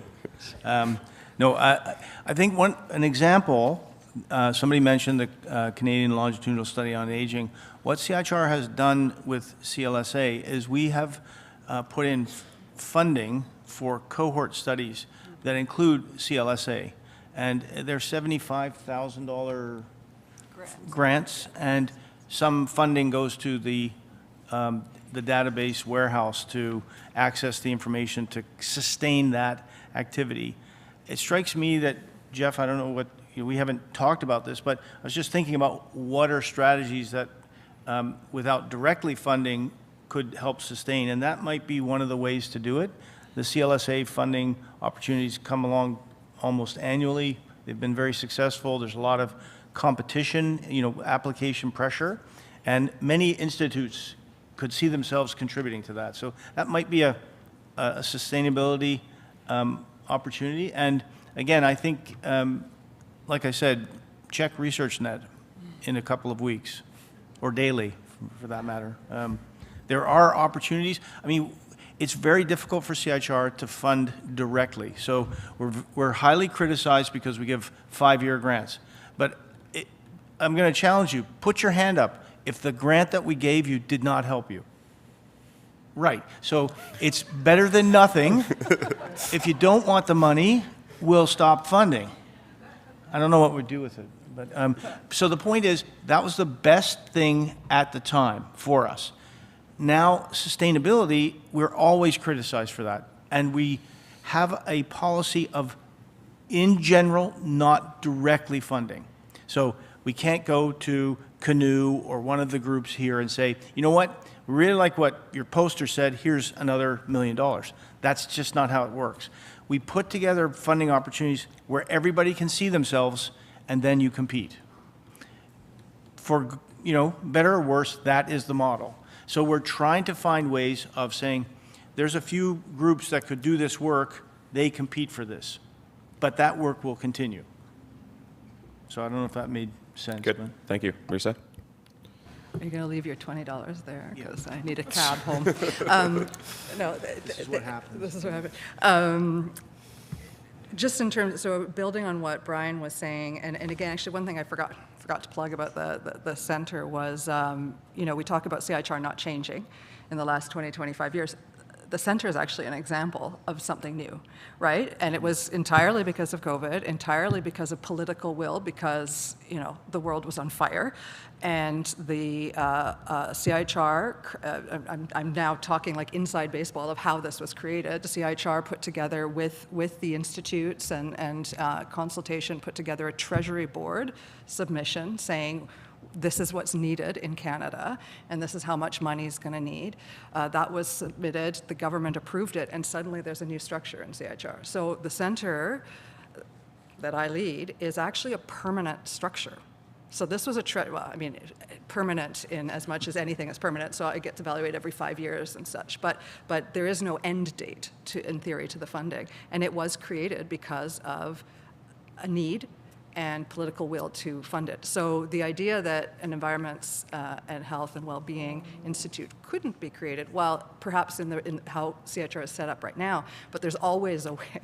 Where there's a will, there's always a way, but it will require that political, basically an emergency.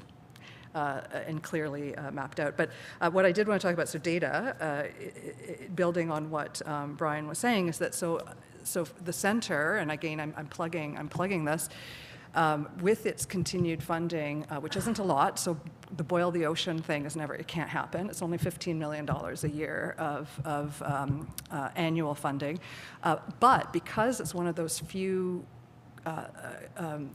bodies that does have permanent funding, again, I'm putting everything in rabbit ears here, permanent, really the investment planning very likely is going to be focused on what are those platforms that we need going forward.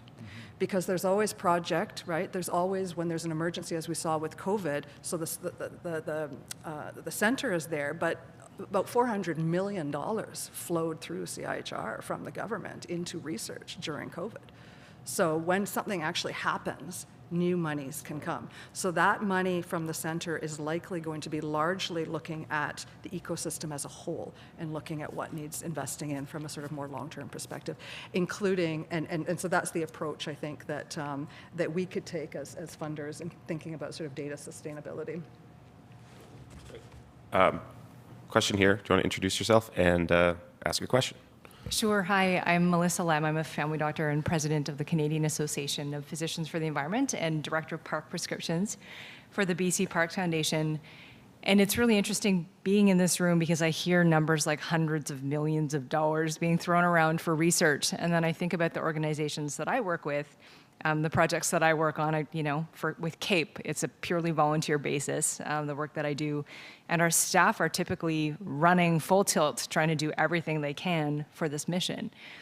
And sometimes we get approached by different researchers who want to collaborate with us, whether it's for park prescriptions or other things.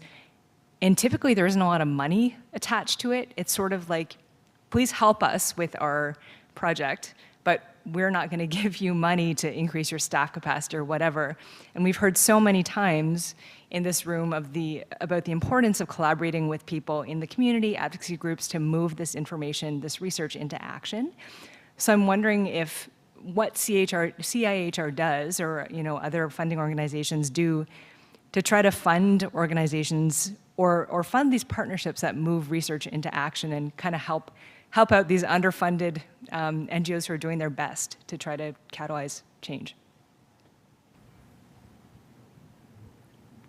Go, Brian, and then yeah, we don't fund organizations. We fund research.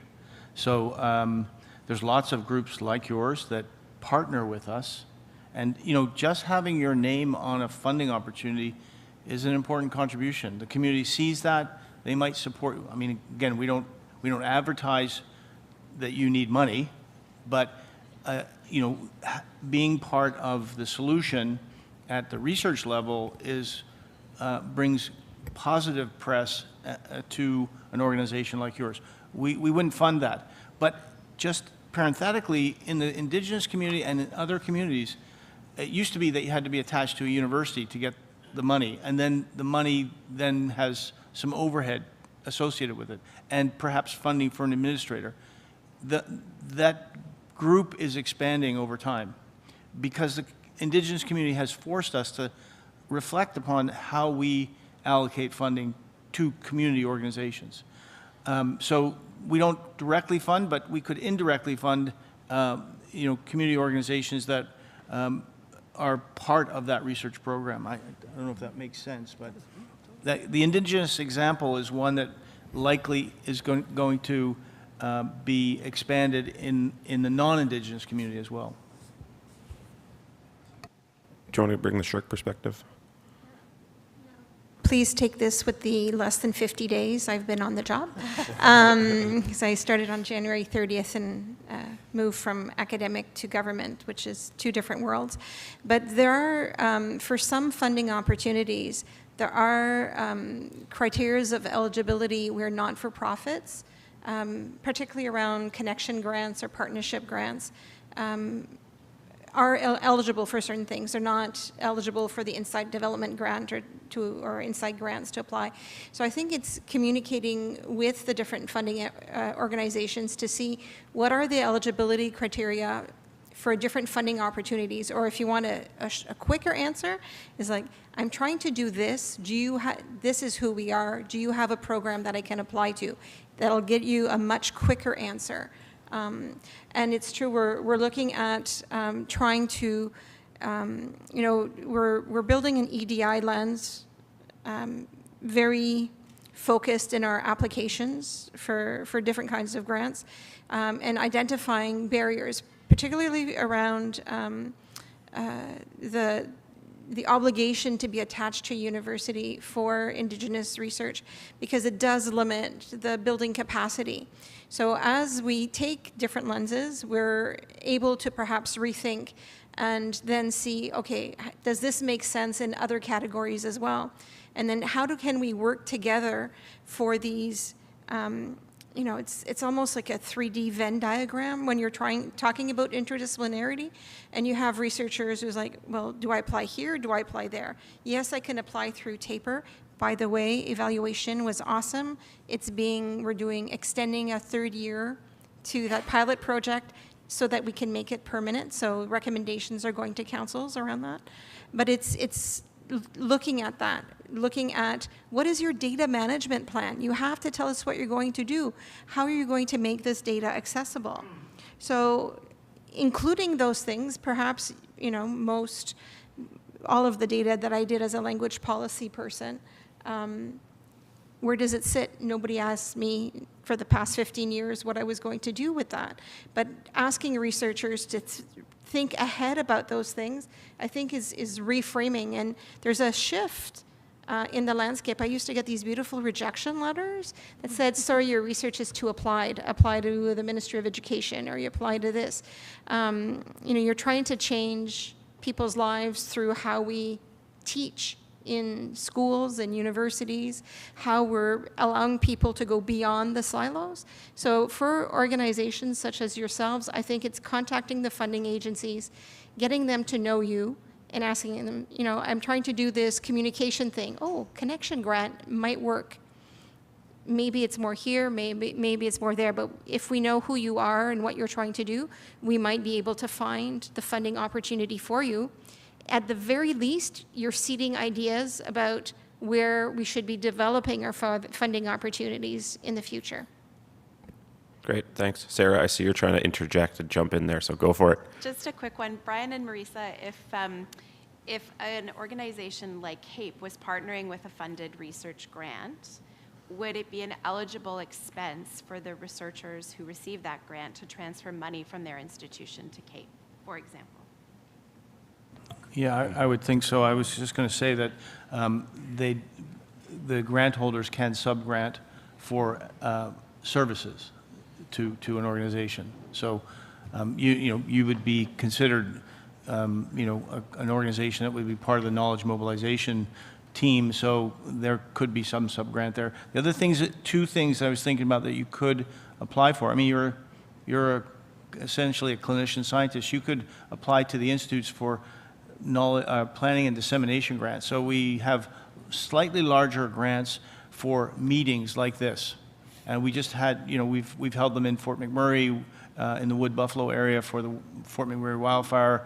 We've done other grants like that. But $15,000 goes a long way to setting up a program of research. And the second one would be the Best Brains Exchange. You apply to, or you send your recommendation to CIHR, and they run the Best Brains Exchange. Now, it's not the best terminology, because at one meeting, an Indigenous elder asked me, do you have the best brain here? And I had to admit, no, clearly I don't. So, but it brings people together on a particular topic. So you could have a meeting like this that CIHR could organize in what's called Best Brains. So there are a couple of options.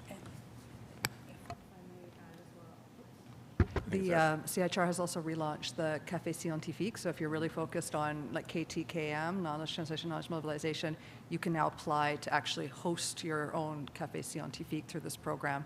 But the planning grants are really good because they also have that expanded eligibility, and knowledge users and community partners are eligible for those. Ryan, is there anything else that we've forgotten that Ryan Perry's the Associate Scientific Director for my institute, and Marissa did that same job with IPPH in the past. So, Great, thanks. I'm going to go to this side. Jeff? Hey, thanks, Jeff Brook, University of Toronto. So, Brian, I think I'm going to need that $20 to help cover more of the cost of this meeting like this. So, I'll need a receipt. okay. So my, my question is, part of comes from trying to organize this panel, which was, we tried to see who might be an appropriate person that was from NSERC to come and be part of this discussion, and we drew up blanks everywhere. Couldn't even really get a name to reach into it, or to send a letter. We tried through engineering department at U of T, who might be a person. We tried through IPPH and ANYA. We drew up blanks on that, but we clearly all know, as we're talking about how the breadth of this work that needs to be here, that it involves the solutions and the research or the response. You're all deeply needing technology, needing engineering, needing ecologists and those that study biodiversity to come into all of this in a really substantive way. Do you have any thoughts as to how we crack into that world? To we're all more in the health area here, but it's such a key part of the world. Of course, it's much beyond that as well. But anyone? Go, Sylvie. Marissa's going. Actually, more of a clarification. So, Jeff, just to make sure, so how to crack the NSERC nut, like getting, or was that, did I get it? Get them in to be part of this conversation and say, yeah, we really have a role to play in the environments and health area, whether it be in the solutions or in the research. The role's there, but they didn't seem to be really connecting, or wasn't a person who we could say is the point person that thinks about this. I believe it's probably a temporary issue that you've hit, sort of was the timing, because we did do that with the Healthy Cities, right? The Healthy Cities Research Initiative, as I've mentioned before, we had NSERC, we had SHRC and NSERC. This was really a tri-council initiative, and we had real buy-in from that understanding of, built environment, natural environment, So I feel there should be there will be openness there, that it might be sort of a temporary transitional issue going on. But also, and again, I'm plugging the center here, that one of the mandates of the new center is actually to help create a coordinated research response around sort of health emergencies. And again, this isn't about, it's pandemic preparedness and health emergencies. Planetary health is bigger than that, much bigger than that. But we do have a steering committee, which includes 16 organizations from across federal government, and then also includes the granting councils to it. So that's a model, right? Which I would assume that if something around planetary health is that kind of government engagement committee would be really useful, and I'd be happy to sort of start it at have a conversation with my committee, which is that pandemic preparedness health emergency, small piece of the greater issue, and then go from there. But the agencies, though, have a committee where CIHR, SHRC, NSERC get together. I don't know what the presidents get together, and so and in fact we're having more meetings with SHRC, NSERC, other funders being brought into Science Council, which is a monthly meeting of the scientific directors and the executive leadership team at CIHR. So there's a recognition that we need to work together more often. I don't know the mechanism, but that exists. And it's not just at the president's level. The vice president research programs, we have monthly meetings, and it was great. My first week, the vice president, Christian Baron, reached out to me. Marc Fortin reached out to me and said, we need to talk because we need to work together. So it's definitely there. And it's the idea also not just waiting for huge things to happen, but reaching out to say, we're doing this funding initiative. Would you like to partner with us? Perhaps provide some funds to try to get a social sciences, humanities focus to this. So look at websites in about a couple of months and you'll see stuff that I can't say come to fruition. You know, it's sort of along the same lines. But there is that discussion. So there's the tri-agency focus, you know, where we're given money, but we also answer to 2 different ministers, right? So there is complexity there. They don't have the same mandate letters. You get that mandate letter once and the world evolves. So, you know, where things change.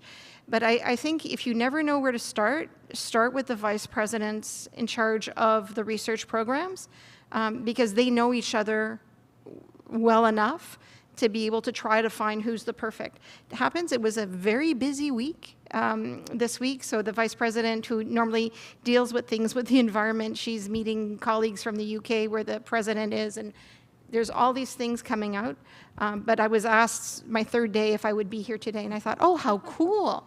Didn't quite know what I was going to say, but as an interdisciplinary person, I have a bachelor's degree in history, a bachelor's degree in chemistry and biology. I'm a teacher, so I taught high school science, high school literature, high school music. Then went into language policy using social linguistics. So you're my people. Because at the end of the day, I don't teach students, I teach people. So understanding where everything is. And from a personal perspective, when I go see my family doctor and, you know, try to explain things, I said, you need to know that I grew up in Sudbury, Ontario, before the super stack. And they said, okay, we only have 10 minutes. But that's a very important part of the discussion, is knowing I haven't lived in Ottawa my whole life. I'm allergic to everything in Ottawa. But how do you get people, so then as a pedagogue, what do we do then in schools? So Quebec announced yesterday they're rethinking the science curriculum to add things on the environment. But how are they linking the environment with people? How are we getting from the ego to the echo? What does it mean for university programs? So we're seeing huge environmental humanities push, animal studies push, food studies, all of these are coming up. But how do we get the people to talk together? What do we see now as the progression in training, and what do we expect from people when we hire them in government to work at funding agencies to see beyond the silos of disciplines, to see how we affect and can affect the future of the planet, not just humanity. Great, thank you. We have about 5 minutes left, which maybe isn't going to give us, I am going to go there, maybe isn't going to give us enough time for a wrap up, but I'll get maybe 1 more question, 2 more questions, depending on responses. And then we have these lovely people in the room, so you can choose to throw tomatoes at them over lunch or have a chat and talk more about this. So go ahead. Hello, my name is Carlos Sanchez. I'm a second-year PhD student at the University of Toronto. And I would like to share a comment in my capacity as a trainee from the Shared Future Research Project, and also a question.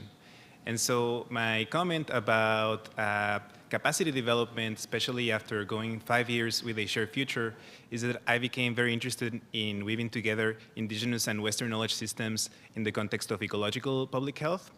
But then in the context of specific universities and academic institutions, sometimes I find that it can be challenging to connect with Indigenous faculty members because there are not enough Indigenous faculty members. This is one of the huge challenges that I have noticed in my training, even though that the University of Toronto is leading the Wakabanes Bryce Institute of Indigenous Health, but also looking at Western theories that do not rely on a binary between humans and nature. We're seeing many developments, for example, with new materialisms, with the relational turn in sustainability sciences, with the ontological turn in anthropology and other social sciences that do not rely on this separation, that try to work from a perspective of a relational ontology. But those types of perspectives, I'm not really seeing them that much in the context of environmental health, whereas I think there could be promising initiatives. So those are some of the challenges that I am finding right now in my journey as a PhD student. And regarding my question, what I wanted to say is that I wanted to ask the Senator for bringing forward the concerns about graduate students and the limited ability that we have for getting a a living wage, and those of us who have earned awards are lucky, but for example, students with families, international students have less opportunities. So I was just wondering if you can tell us anything about next steps that you have to support both graduate students and postdoctoral fellows. Thank you so much. Well, I think we all recognize that the graduate studentships are insufficient to give graduate students a living wage, and there has been work done on this. Obviously, we can do better. We need to do better. But there are other ways that students can get funding. So, for example, in a lot of our network grants, they have capacity development programs embedded within the overall funding. So we fund, I'd say, a network in heart failure. That group is going to have capacity development as one of their cross-cutting themes, and that's another way for students to get funding. The health research training platforms, there are 2.4 million over 6 years, so around 400,000 a year for 6 years. They have been launched, and there are more going to be launched, so this would be an opportunity. I don't know, Marissa can talk about the center's ability to fund graduate studentships, but we definitely need to do that. And then the final one is that institutes do their own partnerships with agencies. So we just launched the Personal Awards for Black Scholars and Indigenous Scholars in collaboration with the Heart Stroke Foundation of Canada. They're going to run the competition. I think Brain Canada was involved with both of them as well. So 3 partners getting together to fund unique personnel awards. And I mean, it's not perfect, but we recognize the importance of graduate students and their funding. I don't know, you want to comment on? I echo everything that Brian was saying, but I think it still doesn't address necessarily the fact that the set wage is still lower than it should be. But I do believe that was flagged in the recent report, right, the Bouchard report. And so again, Brian and myself, the funding opportunities, we don't set necessarily the amount. We make the opportunities go out there, but then CIHR and the Tri-Council have those set wages. So hopefully that will be something that's addressed in this as a result of the report. We agree. Great, thank you. Let's do one last quick question. It must be a question, it cannot be a comment question. So please take 1 minute to reformulate as a question. I think I'll go there because I think you were waiting a bit longer. So I have a question, and it's quick.